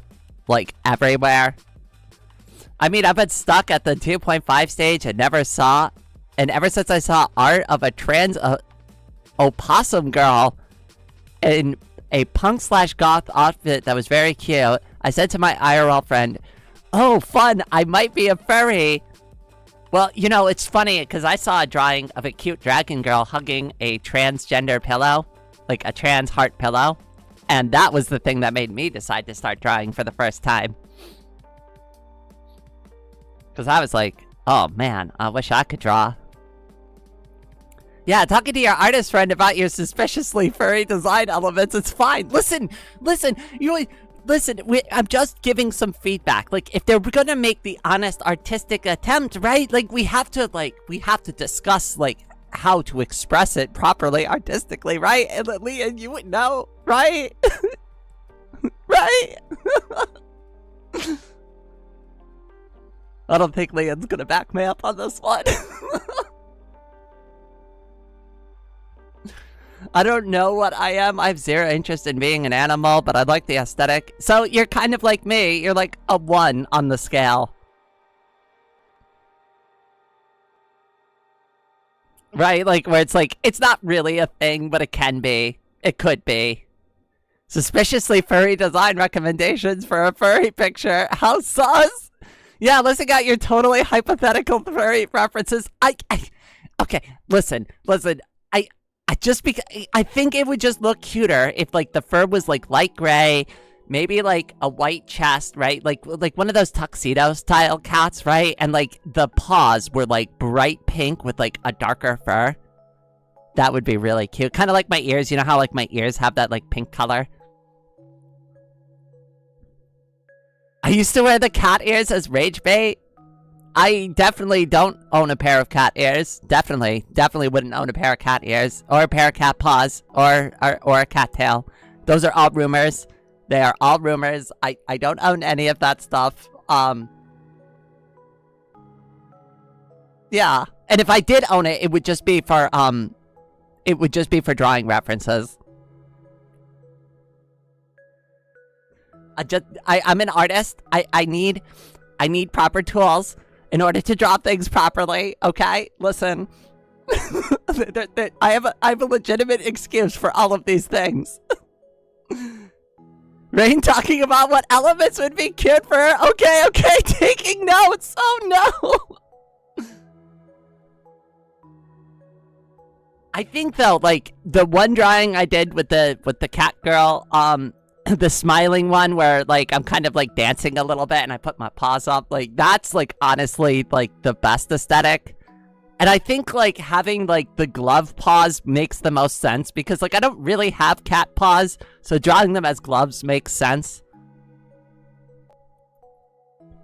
It's easier to like combine the wrists together when they're not actually like part of the hand, right? It's easier to transition the wrist when it's going into a glove because the glove can actually be kind of like almost any shape as long as the hand's going into it. Most people are just like, yeah, that's just an extra wide glove. Miss Rain does not know what most of the chat looks like IRL. What does Miss picture in her mind when thinking of people in chat? So, usually I just kind of go off of their profile pictures, and that's what I imagine most people look like. IRL. So like what's really funny about your profile picture floating away today is like I didn't realize at first because of the way the perspective of your profile picture looks in like the really tiny chat preview window. You could see it on my screen, right? So what I thought it was a person standing in front of like some sort of like statue or something. And I was like, oh, floating away today probably used like their real, like a real picture of them. Maybe like standing like from the back, right? Because that's what it looks like from my perspective. It's like a picture of your back and you're standing in front of something else. So I go to like your profile one day to go actually look at the picture and realize it's like a goat sitting on top of something. And I'm like, wait a second, that's not a person at all. Like Snack, I just imagine them to be like, you know, some sort of like cutie witch creature thing. Kind of probably similar to their profile picture. Like Leon obviously looks exactly like how she's drawn. Like I've met Leon IRL. I can confirm Leon looks exactly the way that she depicts herself in all of her anime drawings. It is 100% accurate to IRL standards. I'll tell you what though, you gotta be careful when you're hanging out with Leon because that tail has a mind of its own. It'll just come and just crack you every once in a while. You've seen it on stream, it just flails around. Yes, I'm a lizard. Rain totally hasn't seen a version of me that supersedes my dragon girl Sona. It's so funny we made a similar joke at the same time. Oh my goodness. Oh, I gotta get over this cough. I'm sure drinking coffee with milk isn't helping at all.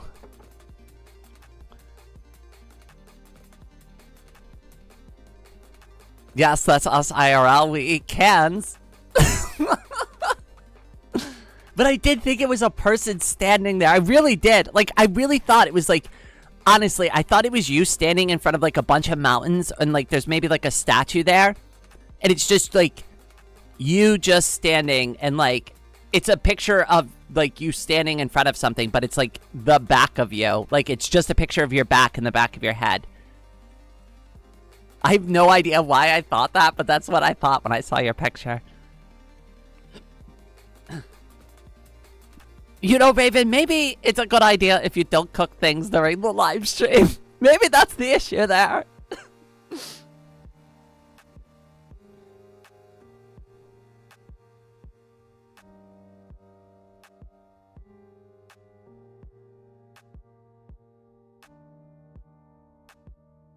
By the way, one of the things that I was really jealous of when I met Leon was her hair. So good. It's so good. I'm still envious of it. My hair is still, I don't think, as long. At least at that time when I met her IRL, that like my hair was as long. I know my hair was very short back then, so I was like even more envious of it. I was just like, I want long hair too.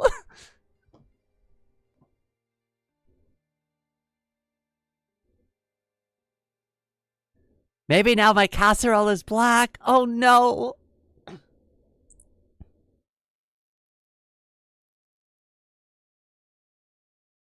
If I was as accident prone as Raven, I wouldn't dare cook at all.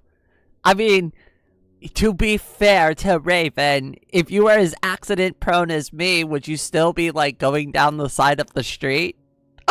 But I still do.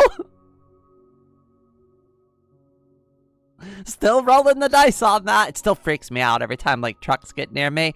I'm the worst person to drive with, especially if I'm in the passenger seat. Because I know shit the other day scared my mom when she was driving me somewhere because a pickup truck passed us on like on the passenger side and I started screaming. And she's like, what the hell? Don't do that while I'm driving. And I'm like, I'm sorry. The truck startled me. I really can't help it now. Like, if I see even, like, what I think is a truck, like, behind me, I will, like, freak out and just start, like, taking off somewhere.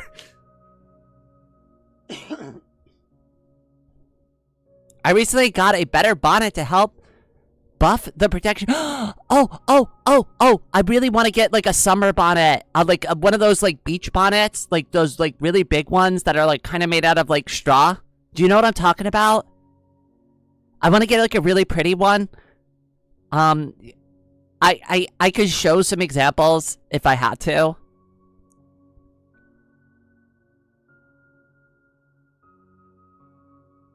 Well, your mistake was microwaving the coffee. You should never microwave your coffee. You should never microwave the coffee. That was your first mistake. If your coffee goes cold, and it was like meant to be hot coffee, I just dump it, honestly. I don't reheat my coffee. I just make more coffee. It's just not worth it because it's just been sitting there just getting all stringent and gross.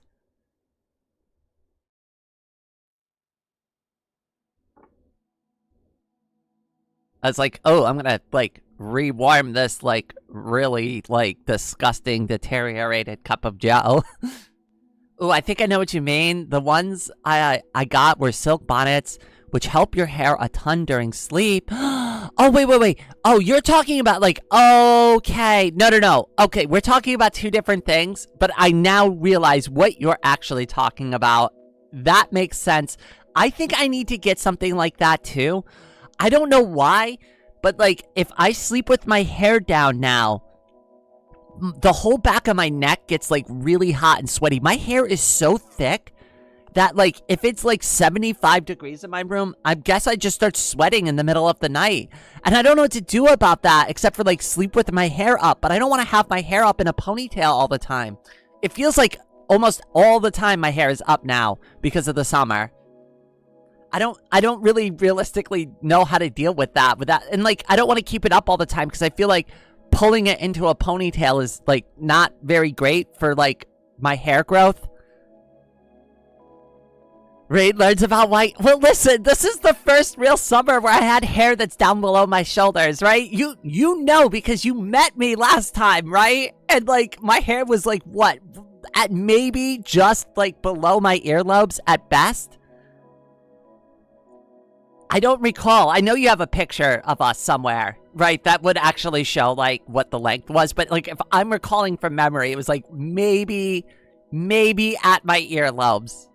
Tops.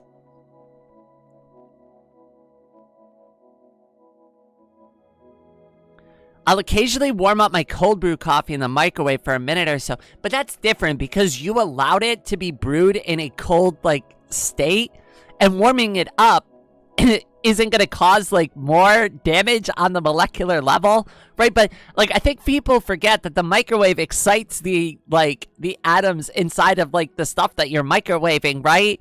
And, like, I don't know if this makes sense to anybody else, but, like, have you ever microwaved, like, your food? Right? You cook something the night before and you're like, wow, that was really yummy. Then you microwaved it and you're like, this doesn't taste as good anymore. Right? I am convinced that when you start shaking the atoms up on the molecular level, it, like, actually, like, changes the way the food is. Right? Now, I'm not saying that's unhealthy or bad, but, like, we need to be realistic that the microwave, blasting it and just making the atoms spin super fast to heat up the food might have an impact on the quality of the meal going forward.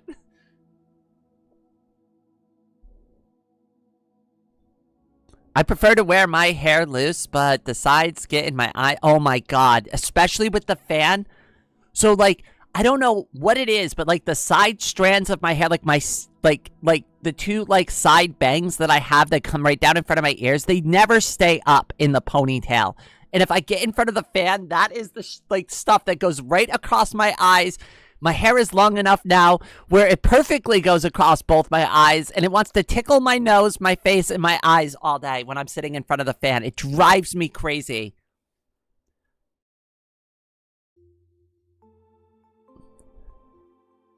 But yeah, mulberry silk bonnets, pillowcases are really low friction. Okay. I am going to upgrade to a silk pillowcase and a bonnet. I might as well just get curlers, too. I'm just gonna put the curlers on under the bonnet. Leon. Might as well just go full 1960s, right?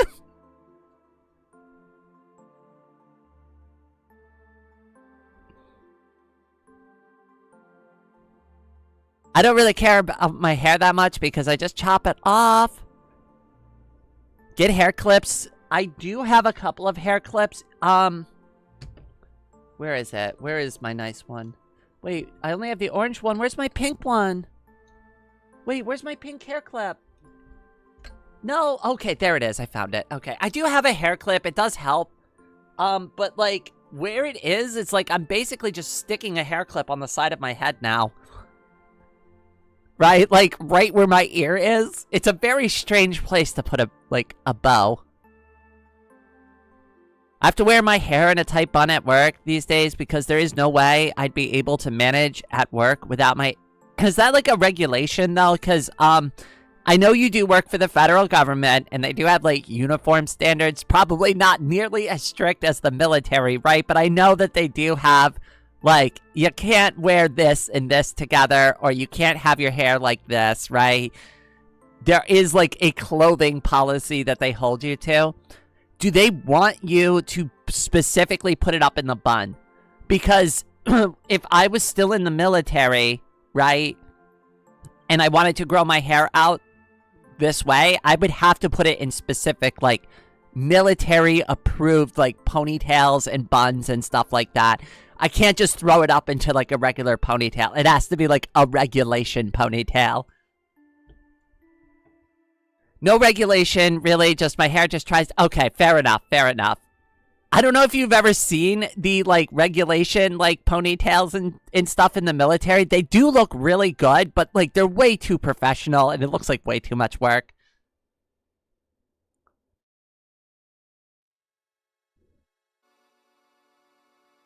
They do look good, though. They do look good. Like, they seem very functional and serve the purpose of keeping your thick hair out of your, like, face in your neck, right? But it's just like, that also seems like a lot of work to do every morning. Military beauty standard, shaking my head. You know, when I was in, I used to know this girl, and she would exercise with the boys every morning, and she would be so annoyed because at least at the time, the exercise standards for girls were different than men, and she didn't like that. So to prove a point, when we would have like our physical fitness test, she was strong enough to do the 20 pull-ups, but those don't count for the girls' thing. They don't do pull-ups. They're supposed to do flex arm hang. So what she would do is she would get up on the bar, do the flex arm hang to the maximum, and then do 20 pull-ups after that, just to prove the point that she can do both. And I used to freaking love it. Oh my god. This chick was built like a shit brick house, though. I'm not even joking. Like, she'd absolutely destroy. Like, she could look at me wrong and I'd be eviscerated.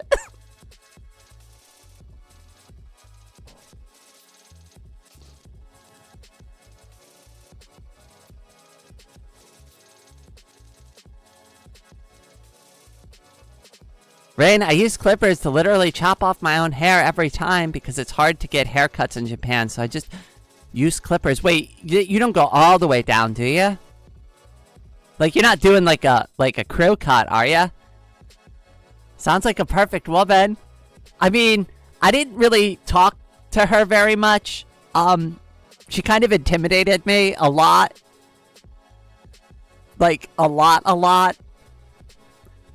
But we did talk a few times.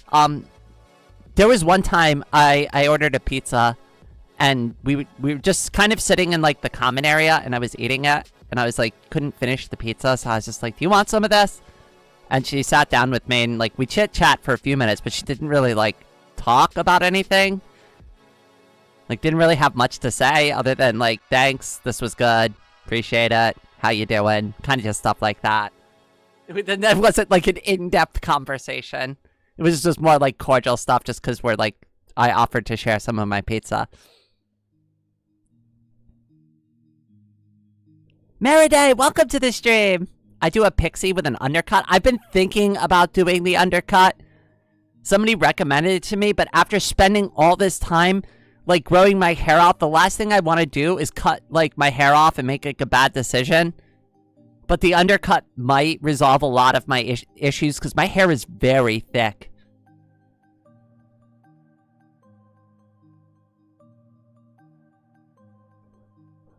My hair grows so slowly that I haven't cut it for around 10 years. Oh my goodness.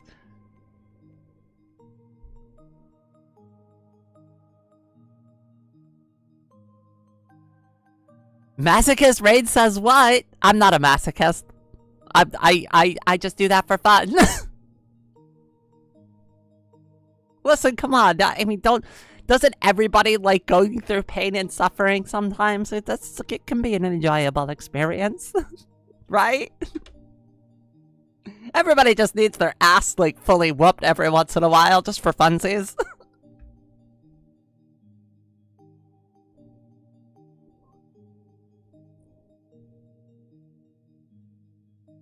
You're like my huskies. We always have to remove their undercoat in the summer.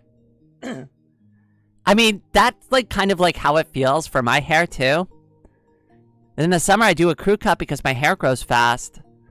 I honestly, I would never do that again. So like before I came out, I used to shave my head every week down to the skin.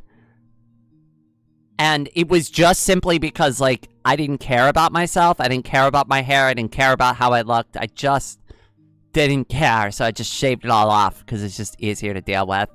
It was easier to wash my head. And I used to be one of those people that used, like, the 3-in-1 shampoo. It's like, yes, get everything done. I just, like, I'm not even joking. I know this is, like, almost like a meme, but I would literally just squirt a lot of it on the top of my head and just start from the top and go to the bottom, and that would be how I washed myself. It like had no care in it, no joy. It was just about efficiency. Oh, but I used to have the worst dandruff ever. Like, I'm not even joking. For years and years and years and years of my life, I had the worst dandruff. Dry skin, dry scalp, dry everything. I don't have dandruff anymore. I don't even get dry skin as bad as I used to. Like, all my skin issues cleared up ever since I started HRT. Like, I don't get dandruff. Like, I can scratch my head now, and I don't get... I can't even find dandruff. I can't. I can't even make it appear. I don't know what happened. My scalp health used to be so bad. Rain is a furry cute. I don't know which one to deny, the furry or the cute. I can't deny both. People are gonna get suspicious. I'll have to pick one.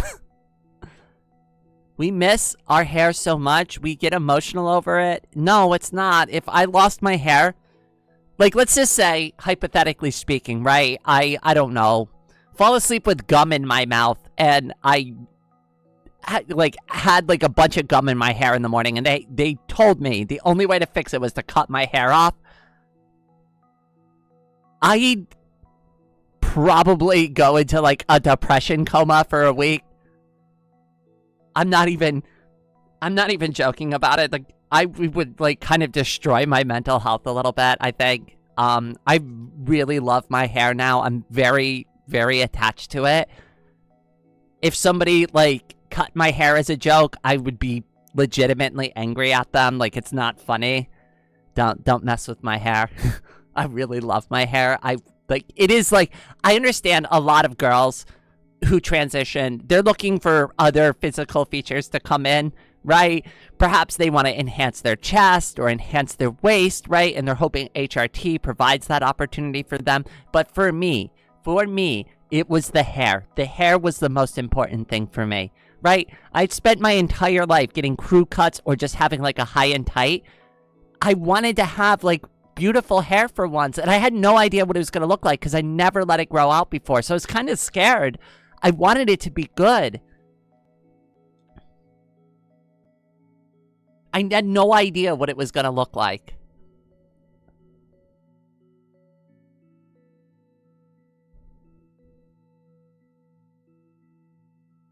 Sometimes I just want to get a side shave, but, like, that's a big commitment. Yeah. I know what you mean, right? Because, like, then it's, like, another 6 months of growing it out.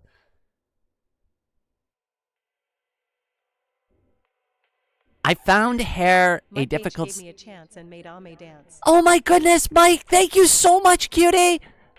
Alright, I'm going over to Ko-Fi real quick. We're gonna see what Mike sent to us.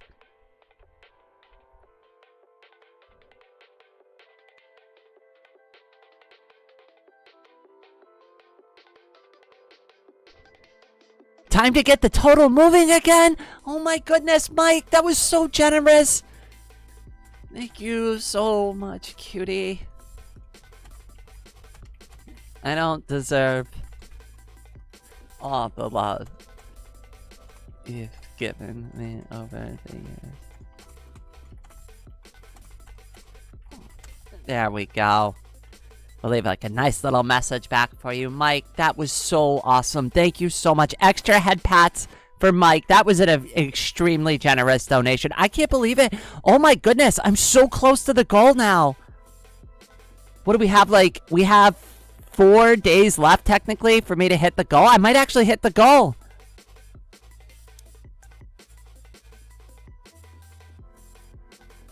Estrogen gave me... Oh, no. That sucks. I'm sorry. I've actually never had an issue with acne. Even when I was a teenager, I never really had a problem with that. The one true thing about hair is that it's never long enough. That I could agree with. I want my hair very long. I struggled with insecurity around our hair for so long.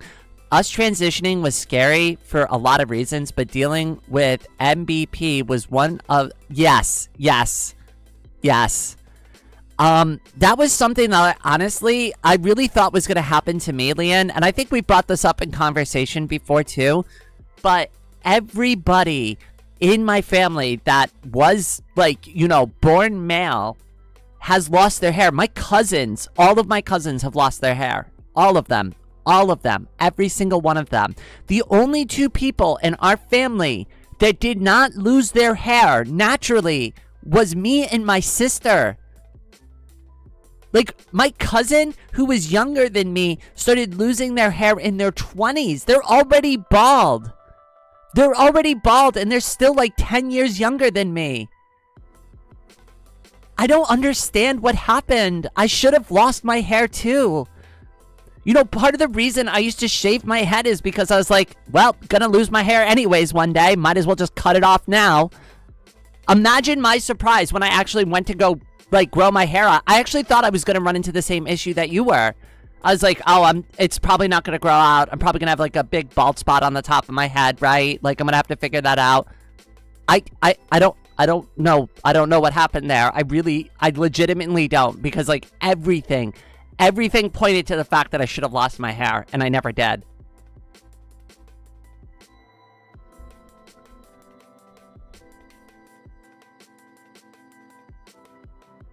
So the funny thing I just noticed, not in our server, but in another, I changed my name there to I am cute. I just busted out laughing and said, even if the name implies this, I'm not. You all are. I love changing my nickname in Discord servers. 4 days, 2 streams. Wait, what's that mean? I don't know what that means, Gombeck. Head pats. More head pats. Everybody deserves more head pats. Everybody deserves a head pat every day. Oh, what's this? The Master Snow. So estrogen lets you keep your hair. Yes, it does. Actually, I think I've always had a hormone imbalance. That might be the reason why. I can't prove that, right? And I can't go back in time and take a hormone test, right? But I honestly think I've had a hormone imbalance my entire life. And if I was heavier on estrogen naturally for whatever reason, that would explain maybe why I didn't lose my hair. I don't know. That's a huge reach. I'm grasping for straws. I'm like being very straightforward on that. I'm grasping for straws when I make a statement like that. Very tinfoil hat-ish, right? But I think I've always had a hormone imbalance, and I think that hormone imbalance is the cause of and solution to a lot of my life's problems. HRT can pause the hair loss. Its ability to recover what has already been lost is limited, though. Leon stated that very clearly and correctly, because male pattern baldness is an effect of testosterone.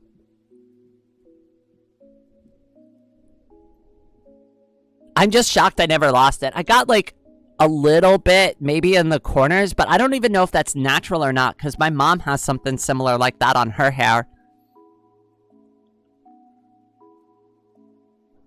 Sometimes I want to dye my hair the Miku color, but at this point in my life, I'm trying to get away from people calling me Miku, so probably not the best idea. When I finally get the hair long enough and I'm comfy with it, I do want to dye it different colors. I'm thinking about going black. Always wanted to try black. I think black would be good. Black seems like a lot of fun. I just don't want people to be like, wow, are you like goth? But it seems like it'd be a fun color to go for.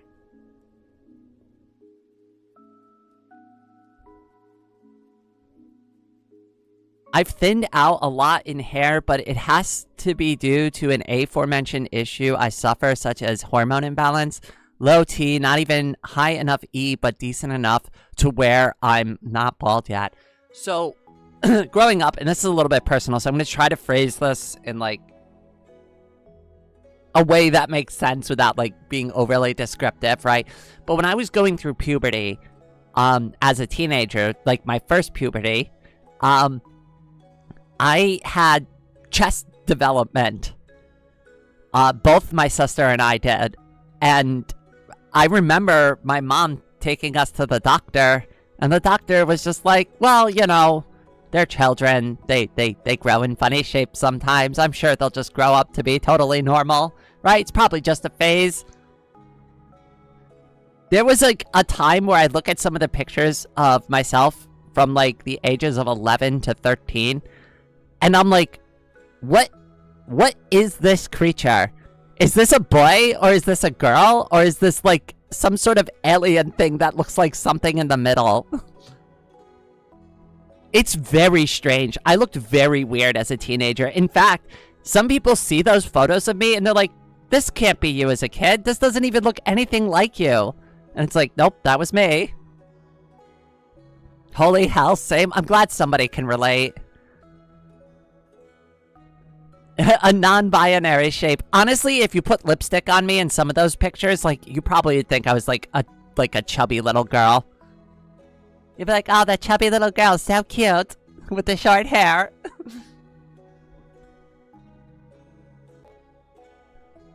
Right? Like, I've even been, like, I even recall, too, like, when I was, like, first, like, trying to sign up for the military, I remember one of, like, the recruiters there, I was standing in the office, and, like, I had my hand held behind my arm, like, behind my back, and I was holding my other arm, and he just looks at me, and he's like, what the hell are you doing? And I'm like, what? And he's like, why are you standing like a girl?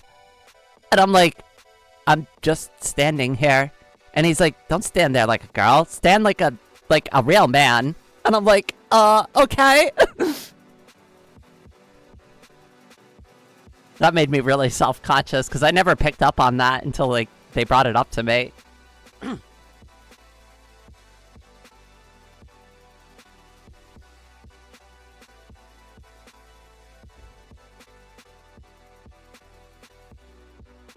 Reminder that the most prevalent forms of gender-affirming care is for treating, oh god, I'm not gonna pronounce it. You know what? We're just gonna go for chest development in this place. How about that? I'm not even gonna try. Gynecomastia?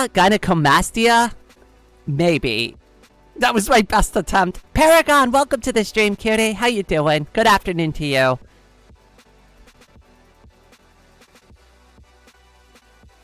Too relatable. My mom yelled at me for walking like a girl as a child. My mom thankfully didn't ever yell at me about that stuff.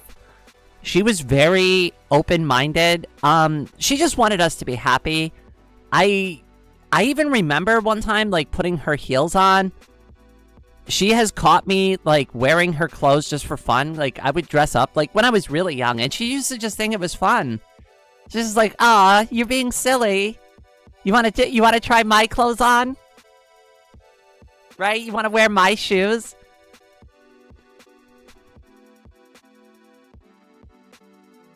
I don't think my mom had that, like, perspective at all, right? She's just like, "Oh, they're just being kids, right?"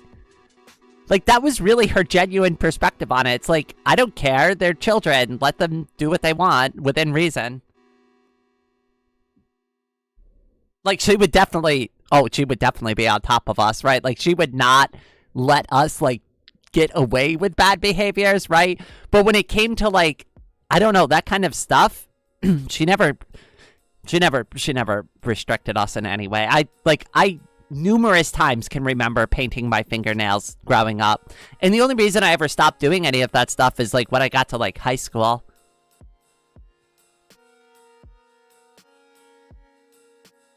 How do you even stand as a man? T-pose? So they want you to do, like, in the military, what they want you to do is parade rest. Which is where you, like, kindly tuck both your arms behind your back in, like, a specific way. And that's supposed to be, like, the manly, casual way to stand. But that's, like, semi-professional still. It's kind of ridiculous. I got told only girls hold books like that. Boys don't cross their legs like that, blah, blah, blah. I'm not allowed to cross my legs because I have a hip condition. But I very much would love to be able to cross my legs. The way I see it, HRT gender reassignment surgery should not be any harder to get than cosmetic surgery. I fully agree. Unfortunately, it's cost prohibitive. That's a huge factor. At least for me. Also, there's other reasons, like physical reasons, why I don't think I'll ever be able to get it. I really do want it. I really do want to get bottom surgery, but even if I could afford it, even if I started like a fund and started fundraising for it, right? I don't know if even the doctor is going to be like, yeah, that's a good idea for you because of like all the issues I've got like with my hips and stuff. I notice I always place my hands on my hips, almost mimicry towards how Link from Ocarina of Time does, but I noticed I just started copying more feminine mannerisms during high school. I've always had them. I just think I repressed them a lot. Your mom sounds awesome about that. Unfortunately, it's not uncommon for parents to care too much about performing your assigned gender. My mom, I don't think even realizes how progressive and liberal she is. Like, that's the astonishing part about it, is like you have these conversations with her and on the surface you would think like, okay, you know, and not that I want to call my mom this, right? But I know like she is part of this, like this group, right? But you would like almost be like, okay, typical boomer, right? She's religious, right? She still believes in God, right? Blah, blah, blah, blah, blah, right? But like when you actually sit down and have a conversation with her, right? You're like, that's a really like progressive take that you have here. And she's just like, oh, I don't know about any of that. That just seems like the right thing to do. And it's just like, yes, it is the right thing to do. It's really refreshing to sit down with some folks and just like, it's not an uphill battle to explain things. They just go, oh, that makes sense. Carry on. Like my mom, I'm not going to sit here and pretend she understands like the gay community, the trans community, LGBTQ community, right? But she's really excited that like we're doing things here, right? That we're being ourselves. That's what she loves about it. She might not get it. She might not understand every aspect of it. I think the furry thing really like throws her for a loop, right? But she doesn't discriminate. So like anime girls, like kind of like that, except you're supposed to do it real manly and puff your chest out. Meanwhile, I crossed my legs since I was a boy and I always got in trouble because of that. Like really? My mom never said anything to me about that kind of stuff. I even had the unintentional dysphoria hoodie. I always wore oversized hoodies. I just liked them better. Also, when I would go swimming, even as a teenager, I was always really uncomfortable about taking my shirt off. Like my mom would tell me to take my shirt off when I go swimming because she didn't want to just, like, the practical reason was not because she was forcing me and, like, she was just going, I don't want to have to wash your disgusting lake water soaked t-shirt with your swim shorts. Like, take your shirt off before you get in the water, right? So that was, like, the legitimate reason behind it, but, like, I really did not like swimming without, like, a top on. Like, I really don't like it. I still don't want to get into the water with like out a top on. I've always preferred swimming with like at least a t-shirt over me. That was probably a sign. Right? Like it feels too exposed.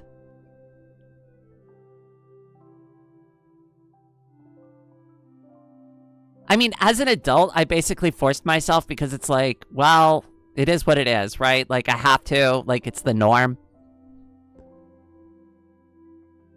But, like, I remember being really uncomfortable about it as a kid. And it's like, I really don't want to take my shirt off in front of everybody.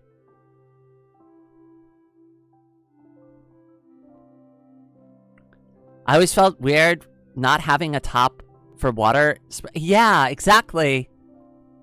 Definitely an egg moment. There's a lot of them that, like, now that I know, now that I'm educated, now that I'm brought up to speed, right? I've seen so many of them. Well, I heard it's bad for bones. Yeah, that's why the doctors tell, because like obviously like I have a plate in my hip and I've like had broken hips, so they told me do not cross my legs. It's really bad for my hip health at this point in my life, so just don't do it. Just don't cross your legs at all. Just keep them nice for, I'm sorry, there's no other better way to phrase this. Keep them nice and straight. Well, I got told off by a family member multiple times because I crossed my legs, because only girls do that. And of course, school used to that, one of the many justifications. Aww. I mean, I really don't feel like, I feel like we should just let people just be comfortable. That seems like the better way to handle these things. Crossing your legs is so comfortable, though. Why restrict 50% of the population from that? Exactly! Just do what you want.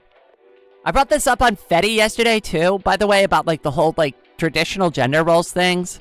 I know not a lot of people follow me on, like, on the Fettyverse, right? But, like, I've been seeing a lot of people recently kind of railing on, like, other, like, girls for, like, falling back into traditional gender roles because they like baking and cooking and cleaning and stuff, right? And it's like, you don't, like, that, it doesn't work like that. You could still legitimately like baking and cooking and not be, like, a submissive, like, traditional woman, right? Like, I can like the things that would be considered a traditional gender role and still not fall into, like, a traditional gender role, right? You can like cooking, and you can also be like, I'm not like that, right? And also, you really shouldn't attack other people for, like, I don't know, pursuing their hobbies and interests, right? I'm sorry that you want to be, like, you want to be exclusively not about the gender roles and you want to, like, rebel against that. That's great. Do you, right? But, like, if the other girl's transition goal is to learn how to bake and cook and, like, be a homemaker, you should be supportive of that. You should be the supportive of the woman she wants to become, not, like, tear her down because it's like, oh, that's her traditional gender role. What are you, just trying to fit into, like, the patriarchy? Like, don't bring it there. Don't bring it there, especially when somebody's just talking about frickin' cookies, right? How can you turn something as awesome of, ooh, delicious baked treats into, like, an actual issue for somebody to deal with like that? Come on, like, let's be realistic about it.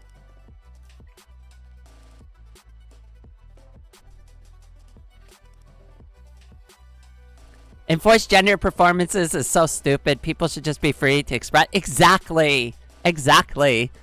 Whether or not, like, there's, like, a preconceived association with it or not, right? Like, if you like baking, that's fine. You're valid, right? It doesn't mean you're, like, some sort of traditionalist or that's the direction you're going.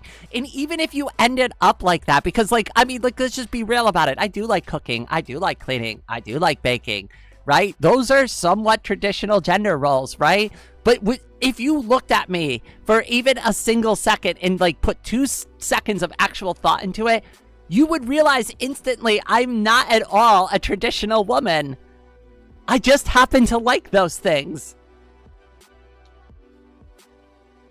Yes, do whatever you want. Don't pressure. Yeah, exactly, right? And don't make them feel bad because they want to, like, ooh, my girl goal is to bake cookies for all my friends, right? The cook of cooking? Oh my goodness. That's actually really good. Let her cook. Exactly. Arnie, welcome to the stream. I see you there, cutie. How you doing? Those just also happen to be surviving in modern worlds 101. Right? Like, yeah, just let people cook. Let people cook. Let them enjoy it, right? And if they want to, like, dress up as a girl and be, like, the girliest girl in the world while they're baking and cooking, just let them do it, right? Just let them do it. Don't tell them that they're, like, furthering the frickin' patriarchy, right? Like, there is too much infighting in our community. Sometimes I see it way too much. And you all need to stop sometimes with, like, the daggers towards each other's throats and go after, like, the real issues and stop going after each other. Like, I'm so sick of seeing, like, other trans women try to tear down other trans women over stupid, petty crap. Right? Like, just don't do it. Just don't do it. We're all here. We're all valid. We all belong to this community, right? And we can have different reasons for belonging to it. I'm not performing some other person's idea of what girl means. I'm performing me. Beautifully said. Perfectly said, Leon. Oh my God. Like, exactly. I'm becoming the woman I want to be, not somebody else's idea of what the perfect woman is. It's not easy to unlearn internalized bigotry. I feel largely like I can't just express myself. It takes a while, and there's a lot that I've had to learn even over the past couple of years myself too. So it's okay. As long as you're willing to admit that, though, that's the first step, Paragon. Right? It's okay to say, I struggle with this. Because at least then you're trying. Yeah, most people just be like, I don't care, right? I don't care. I don't want to learn. Whatever. It's not my problem, right? She's in the kitchen with all that cooking. Let people have hobbies. Exactly, right? And even if you were like cisgender male, right? And you want to bake. I mean, lots of men bake, right? Lots of men cook. Lots of men are maids, right? Like, there's nothing wrong with that. I don't know. I don't see any problem with that. But maybe I'm too progressive. Maybe I'm too radical. Maybe I'm too woke. Follow your bliss is my motto. Yeah. You also see this too. And the worst of it that I've at least seen was like with like the trans medicalism. Right? I'm sorry, but like that to me, that's a line too far, right? Nobody needs to have any like surgery to be considered like part of our community, right? And it's like, oh, you haven't finished the final step of your transition. It's like, you don't have to, right? There's a lot of nuance on like how you can identify as a trans woman. And I really do not believe that somebody needs to have a surgery like that to be considered part of our community. That's unacceptable to me. From what I was told, and I think this is the right answer, is there are no requirements. If you think you're a girl, you belong to this community, and you'll figure it out along the way, like what works best for you. I'm really glad somebody told me that when I was like scared and like unsure if I'm ready to come out of the closet, right? You don't have to do anything. You're still welcome. Like, you could be part of us. We'll help you figure it out.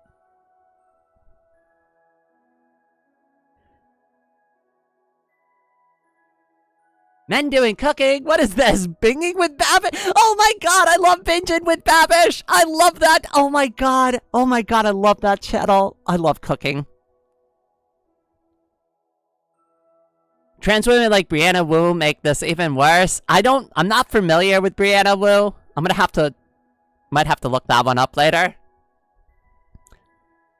Trans medical gatekeeping makes no sense in 2026 when there's a big portion of the world where even if you wanted to do the surgery, you can't. Well, yeah, well, and what about me, right? Like, what if I go to the doctor and they're like, we're really sorry, Rain, because of like your previous hip injuries, we don't recommend bottom surgery for you. It's not like a medically good idea for you to get that surgery, right? So from those perspectives, right, from the trans medicalist perspective, I never can be a real woman now because I have a medical condition that prevents me from getting the surgery that would, in their view, make me a real woman now. That's stupid. I'm sorry. That's not realistic. That's not realistic to like real life and like how human beings work. Like, there's so much nuance in everything. There are plenty of trans girls who decide to undergo no surgeries, are 100% happy and confident with themselves. Heckin' queens. The only cosmetic like thing I've done so far was the laser hair removal. I haven't gotten top surgery. I'm probably not going to get top surgery. I want bottom surgery, but I think that the doctor is probably going to tell me it's not a great idea. That's what I think. I'm still going to go and get a consultation like when I'm ready. But I'm really worried about that conversation and like them just going like, yeah, like you're not going to be able to do like the aftercare. Like, that's the thing I'm really worried about is the aftercare. And it's a lot of pain, and I'm already pretty high up on the pain scale every day already. Like, just normally, just existing, I'm at like a 5 to a 6 pain level. Just like when I wake up in the morning. I don't know how extreme my pain is going to feel when I get something like that, and it might be too much for me.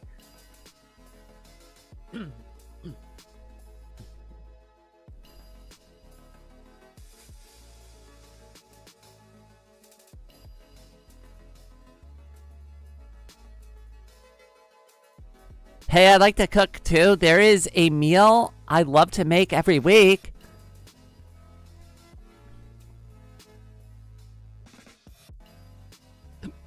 I have to say that the trans medicalism in trans adult spaces really messed up my self-perception for a while. Well, I'm glad that one, that you got away from those spaces, and two, I'm glad you found yourself here where I can affirm to you that you don't actually have to do anything that you don't want to. So anybody who's out there right now and is like, I don't know, do I belong to like the trans community, right?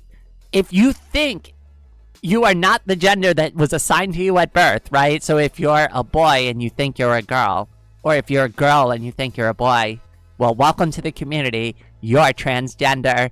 That's it. That's it. That's all you need. You don't have to go out and buy new clothes. You don't have to get surgery. You don't have to get HRT. You don't have to do anything. You just have to believe that you are not the gender that was assigned to you at birth. That's it. That's the only requirement, right? Everything else is what you decided to be. Your transition and your transition goals are 100% up to you. You can be anything you want to be. If you want to be a tomboy, transgender woman that still leans like heavily looking mask, that is entirely valid. That is 100% entirely valid. And don't ever let anybody call you a femboy or anything like that, right? If you identify as a woman, you are a woman, you are valid. It doesn't matter what you look like.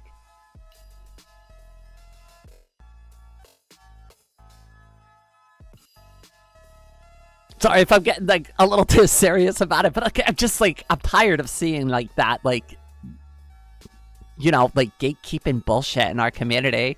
It's so annoying. No gatekeeping. No gatekeeping. And no more like cutting each other down too, right? Like if you see people doing that, tell them to knock it off. Kindly. Kindly tell them to knock it off.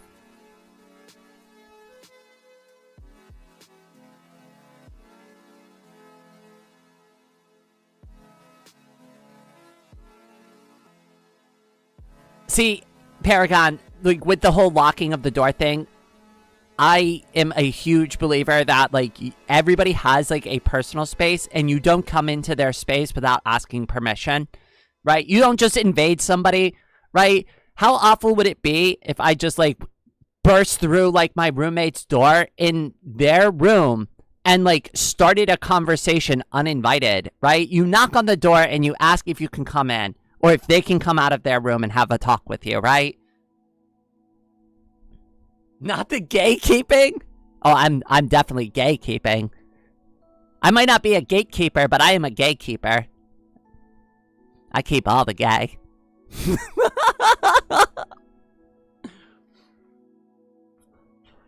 Some trans girls fit into traditional stereotypes. Others intentionally go tomboy or butch. It all works. Yes. It all works. And like, I know this is also a little abnormal. Not abnormal. Like, that's the wrong word. I'm sorry. I know this is uncommon, not abnormal. I don't know why I said that. I'm sorry. I know it's like less common in our community too, but it's also okay, right? If you transition, right?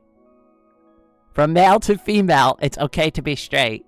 It's okay to be like, you know, I like men. That's fine.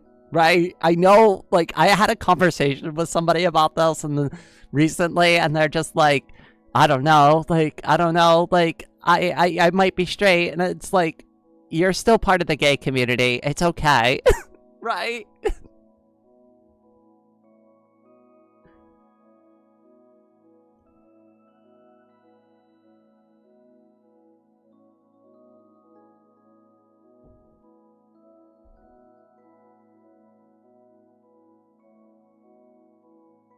Gatekeeping, not gatekeeping? That's right. Gotta do more gatekeeping. I'm on a mission to collect all the gays in our community. Imagine people invading another person's space. Who would do that? I mean, yeah, and that's the thing too, right? It's like, when you need to talk to somebody, you just ask them if you can have a conversation with them, right? Like, you don't just barge into their, like, space and just start getting their day up.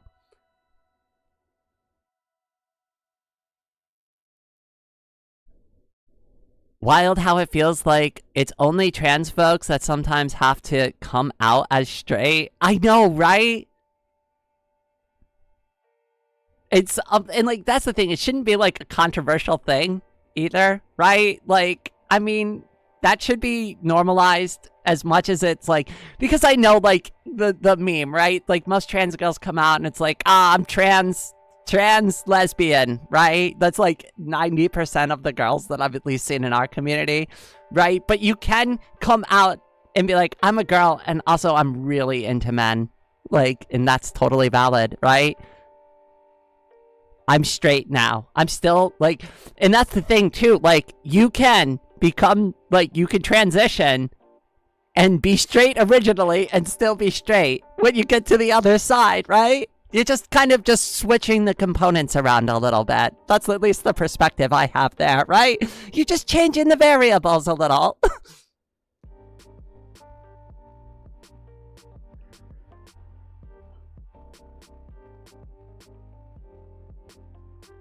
You're not a real X unless you've done Y. At least Z times mentality is stupid and I hate it. Exactly. Because everybody's first time for everything. Like, it happens, right? There's always a new person. There's always a new person that doesn't know what to do. And instead of, like, tearing them down for it, help them. Help them figure it out. But yeah, it sucks living with a parent who believes they can still barge into your room and inquire about every part. Yeah, I'm sorry about that, Paragon. That's really tough. You know, and it's like, it's hard for me to comment on that because, like, there's a cultural difference too, right? Like, the things that I may say or do and react may not actually be, like, a culturally respectful thing to do in your situation. It's hard for me to give advice like that because, like, I already know how I ended up reacting to my father, who was very much like that with me, and I hate him. I've made it, like, very open that I hate him. Everybody knows I hate him. Everybody knows what he did and how, like, hard I rejected, like, the things that he has done to me in my life. But that may not work for you. That may not work in your situation, you know? And that might actually be bad advice that makes your situation worse, right? It worked for me, but it may not be a good idea for you. Does that make sense? I had a parent like that growing up. It was frustrating. My dad was just awful in general. Everything was about me being some sort of woman. Everything was about it. Everything was about me being a girl, or I'm gonna, like, grow up to, like, date men, or, like, be with a man or something, or I'm gay or something like that, right? It was, like, always something. It was always something like that. Right? It's just because, like, here's the worst part about my dad, and I know I brought this up a couple of times, right? But the worst part about my father is he didn't even raise us. He didn't even raise us. He just criticized my mom for, like, not making us manly enough. Those two are too soft. Right? But it's like, where are you? Where are you? I don't remember you being around in the formative years of my life. Like, what did you expect? I grew up with only a woman in my life raising me. Where do you think I picked up all my freaking life skills from? You weren't there to, like, teach me how to swing a hammer for the first time?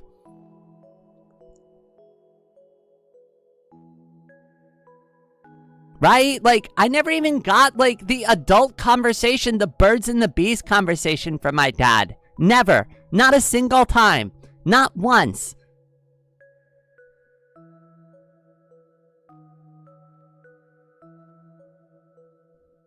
It's like, I don't know what he expected there. Maybe it was just the way he was raised. I don't know, but it's like, I don't understand his mentality. He was, like, probably one of the biggest bullies in my life, and I had a lot of them. Like, I had a lot of bullies in school growing up, right? But, like, the worst one out of all of them was my father, and he didn't just do it to me. He did it to my sister, too.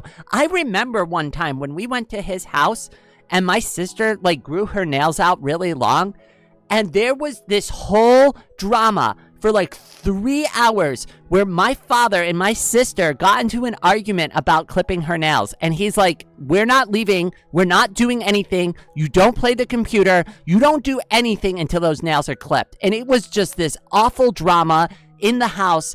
And it's like, those are the reasons we didn't want to like even stay with him at all.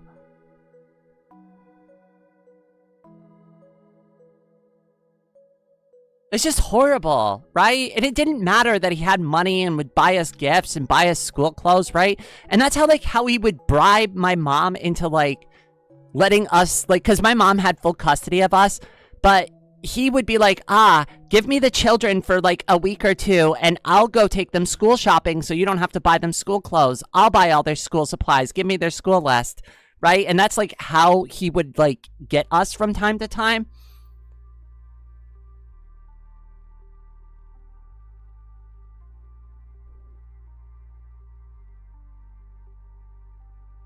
Some people don't get fulfilled in their own lives and make that their kid's problem. I think he didn't have that. I don't think he was trying to. I don't think it was a fulfillment issue in his life. I honestly just kind of think that he just looked down on us and just was like, kind of like, almost like, ugh, I can't believe these are my children, right? Like, my children are like this. It's like, I want my children to be more like me, but I don't want the responsibility of, like, teaching them or crafting them or, like, having any influence on their actual life. So I'm just going to be really hard on them. Sounds like typical controlling, staying on life, which is or was your father. Yeah, nailed it. Nailed it. We didn't have any privacy growing up. Oh, well, the chat's moving a little fast on me today. Sorry. I'm not doing the best with chat. Sorry. I did mention multiple times I was sleepy and titled the stream that I was eepy. Too eepy to survive today. To be honest, it sounded like your dad is giving off every accusation is a confession vibes. I mean, who knows? Some of this stuff I can't even say on stream because it's so bad. It's so bad and it's so graphic. Like, some of the things that he said to me, even in my 20s, like after I've already become an adult. And it's like, I'll tell you privately, Leon, if you ever want to know, but like there was one thing he said to me one time and like I was absolutely floored by it. And it's like, it was such a gross and disgusting thing. You think you would hear that from like a complete stranger, not like your flesh and blood, like father, the person who brought you into this world, right? Like, it was that level of disgusting. Like, really? You think so little of me? That's like how you picture me? This is how you imagine me? This is what you imagine I'm like when I'm not with you?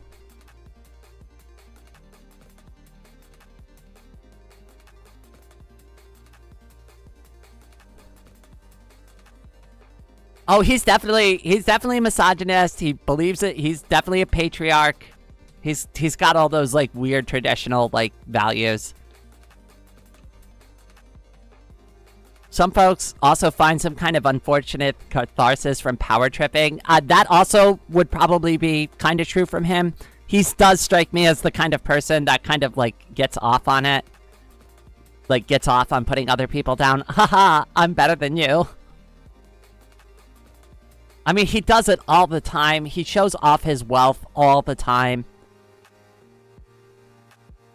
It's sickening to me. It's sickening to me to know that he has all that money.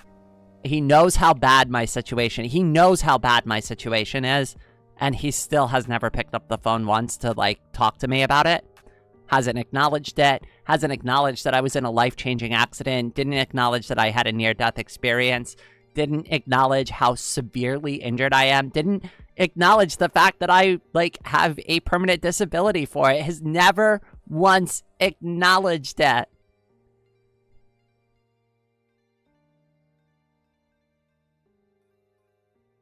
I mean, like, holy shit, the level of denial is almost unreal.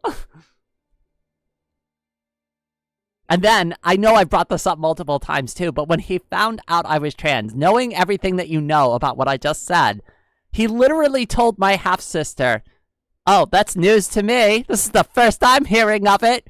Really? Really? The first you're hearing of it? This is the first you're hearing of it after all the shit you said to me and my sister growing up. This is the first you're hearing. This took you by complete surprise. You had no idea that we would be like this. I'm sorry. It's just like, it's unreal. It's unreal. Your dad sounds like our neighbors. Listen, you could say anything bad about my father you want because I'll probably agree with you. Honestly, I think it'd be better if traditions didn't exist at all. Like, I kind of understand where they come from, right? Because, like, cooking traditional food makes sense for a survival, like, basis, right? Like, learning how to do things a certain way in a traditional way, like, helps people grow and survive and keeps, like, you know, communities growing and thriving, right? But I do understand that there are certain, like, traditions that we have, like, formed as a human, like, species, and we need to drop those. Like, they're not relevant. They never made any sense. They're just something that somebody made up one day, and, like, we just stuck with it. Like, getting married, for example, to just one person in your life used to make more sense when lifespans were much smaller, right? Till death does you part made a lot more sense when the average, like, age for, like, most people was, like, 40 and 50 years old, right? That was, like, a reasonable amount of lifetime to spend with one person. But now that we live to, like, 80, it's a little harder to spend 80 years of your life with, like, the same person. All right, 80 years would be a little unrealistic, right? But, like, 40, 50, 60 years with the same person, that can be a lot. Like, really, the whole idea was, like, originally was just to be, like, with somebody so that you can raise children together and, like, start a family. And, like, yeah, sometimes that keeps going forever and ever, right? But, like, then some people change. People change over the course of 10 years. I've changed. I've changed so much since my 20s. Literally a completely different gender.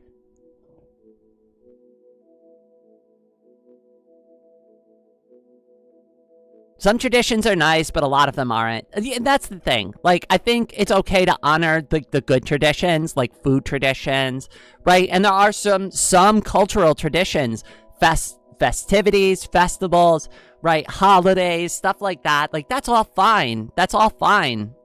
But I think we really just need to get in our heads that, like, a lot of them were just kind of made up. They were made up because of, like, some sort of patriarchal standard or some sort of religious standard that we wanted to enforce on other people, because we don't want people to be free-thinking individuals. We want them to all conform to the same idea, because my idea is the right idea, apparently, right? Except it's not, right? We should all have different ideas. This is, like, why I stay away from places like Reddit and stuff like that, like with the echo chambers and shit. I value having my own opinion and coming up, like, with my own line of thinking on stuff. I know some people like to be spoon-fed answers or spoon-fed an opinion. I don't know. Sometimes I'm like that too if I don't know the subject very well, right? But for the most part, I like to just be educated and then, like, kind of, like, come to my own conclusion on, like, whatever that thing was.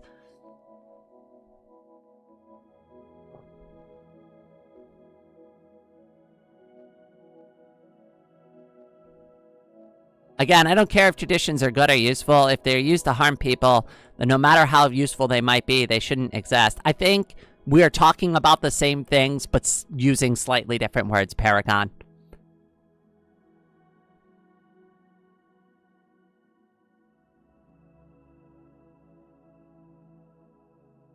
Holy smokes, it's been almost 3 hours already? I still haven't even finished my second cup of coffee. I'm still exhausted, by the way.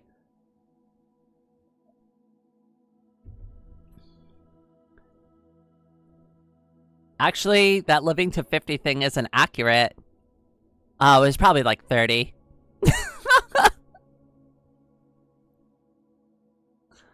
I mean, like, let's be realistic, right? Like, if a human being lived like probably out in the middle of the woods, right, and had like a standard healthy diet for their entire life in the Middle Ages, right, didn't get into any major conflicts, didn't run across some like wild, crazy animal, they realistically probably could live up to like maybe their 60s, 70s, or even 80s, right? But the reason why I say that like 40s to 50s was the more realistic lifespan is because, you know, you did get attacked by wild animals. You did get into like caught in the middle of fights. People would rob you. People would steal from you. People would like ambush your caravan on like the road and like just kill everybody and steal all the shit from the caravan, right?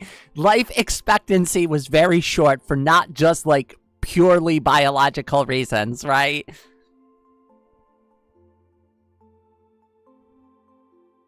People who survived into adulthood in the olden times could reasonably expect to live to an old age. I think it really depends on what period of time you're in, what part of the world you're in, what the culture was like there, right? What like type of movements were going on, right? Like, it would be really unrealistic to say that the life expectancy of the average human being was very long during the French Revolution, right? Right? So it's like, it's a very nuanced, like, kind of thing.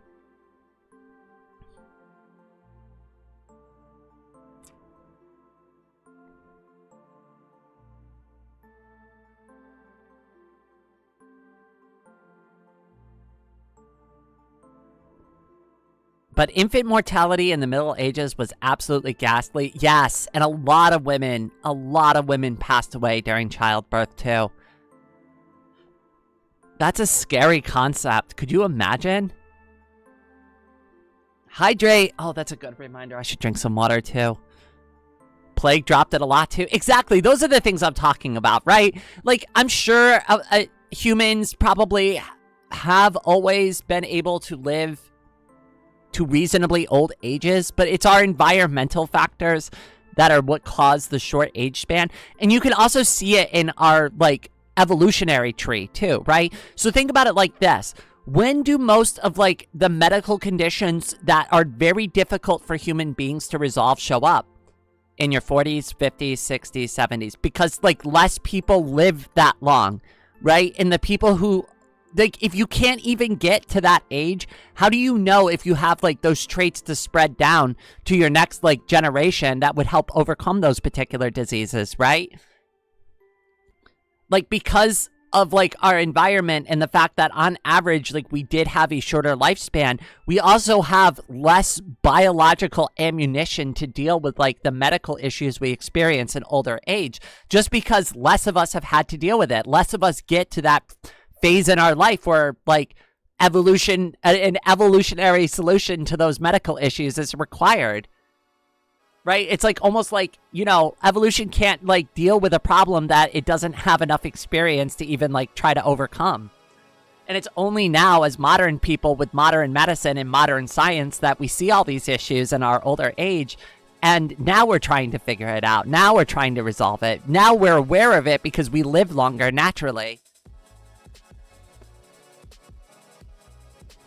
Makes me think of the quote, meme reference I made. I found joy because I wanted to be free, love more, just more of not just myself, but others who are in my life.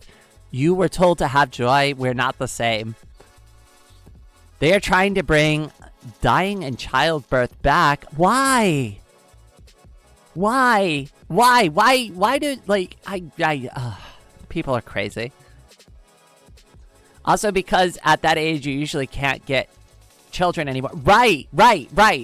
Like, most of the like diseases and stuff that we have to deal with, right, all happen after like usually either menopause or like you like roll over the hill of 50. Imagine if we didn't have to work at all and we could just do what we want, like in Star Trek. That would be nice, honestly. And here's like a perspective. It is only in this period of time that humans have worked more than any other, like, period of time ever. Now, I know what you're thinking, right? In the Middle Ages, like, oh, God, I'd have to farm, right? I have to farm. That's hard work. Plowing fields, planting crops, right? Taking care of animals, right? That seems like a lot of labor. That seems like more labor than today. Except it's not, because you're just plowing the fields for a few days of the year, and you're planting the crops a few days of the year, a couple of times, like, throughout the seasons, right? This is not something that you do every single day. Most of the time, it was just watering them and, like, tending to them and tending to your animals and keeping them fed, right? Was there work? Yes, but it wasn't, like, as intense of, like, mental and physical labor that I think that we put, like, modern people through. Like, I think, like, modern road construction is, like, very laborious. Have you ever seen those people, like, trying to lay asphalt out on, like, a hot summer day? Holy crap, that's some hard work. Or how about, like, those people that are up on the roof of the house installing solar modules that are staring down at black reflective glass and can get a sunburn on their face even though they've been facing down away from the sun all day?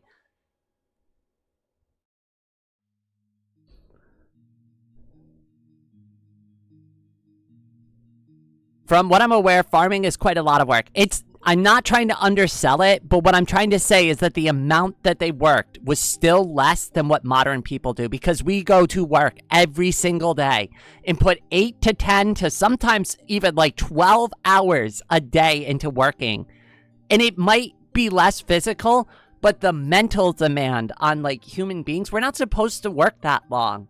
We're not supposed to be that involved in like these types of labors, right? A lot of people had very good balance. And remember, when you're farming your own land, it's for you and your family for the most part, right? You're just selling the extra stuff to make some money.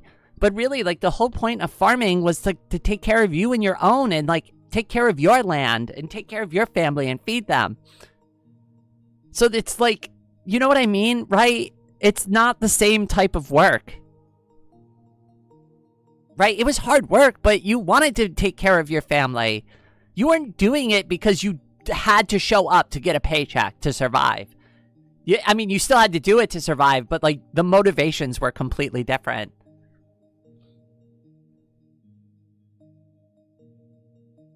Hopefully that makes sense. Maybe I didn't articulate that thought super well, but hopefully you understand like the direction I'm going in there.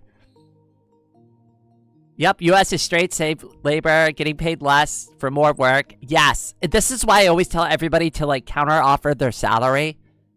Right? Because, like, what's the worst they're going to do? Tell you no? Tell you no, you can't have more money per hour? That's it. That's the only consequence to it. It's not like they're going to, like, take the job offer, the promotion away from you.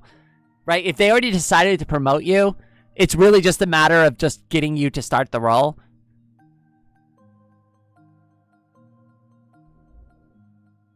They're not going to just, like, go and find a whole new candidate after they've decided on you, right? If they've made the decision, it's just a matter of negotiating it properly.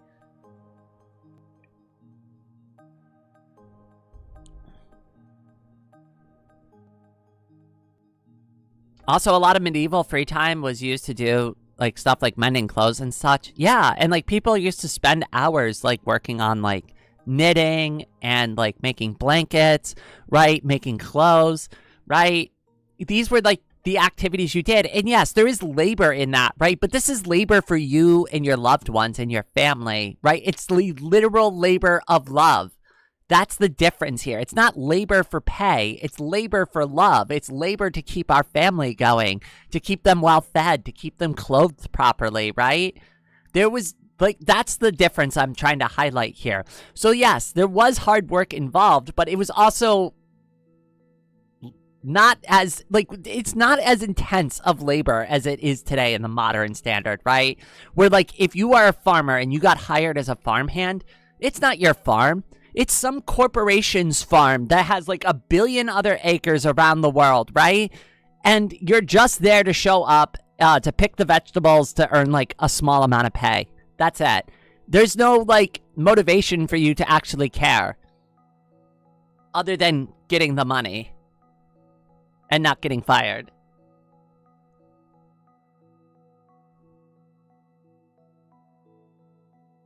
Okay, since it's getting up close to 3 hours, I think this is going to be a pretty good place to end the live stream. So, for those of you who didn't catch the video, I do have Kenshi up on the channel. So if you want to watch my new Kenshi, That is the first episode. It's about 45 minutes long. I'd really appreciate it if you at least checked out a little bit of it. Let me know. Leave a comment on it. Like it. If you could hype the video too, like if you're on mobile, that like really, really helps out like my videos in the algorithm. Hopefully y'all really enjoy the Kenshi video. I'm going to try to work on that series while I'm doing the live streams. For anybody who wants to catch the next live stream, I will have something on the schedule. We're going to be doing Amori again. We're going to be doing it this Wednesday, probably 8 a.m. to 9 a.m. Eastern Standard Time.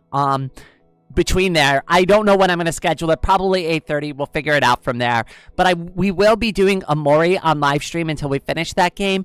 And then I'm also going to be trying to work on the Kenshi series in the background. But before I go, I do like to say a very special thank you to everybody who's been so supportive recently, especially Mike, who dropped a big Ko-Fi donation. Thank you so much, cutie. I really appreciate that. And I appreciate everybody who's been helping out a lot recently, who's been just supportive in their own ways, hanging out in the community, having conversations with me, hanging out here in the live stream. Everybody helps in their own way, and I always want to make sure that I thank you all properly for that. All right, but with all of that out of the way, thank you all so much for joining me for this live stream, and I hope everyone out there has a wonderful day.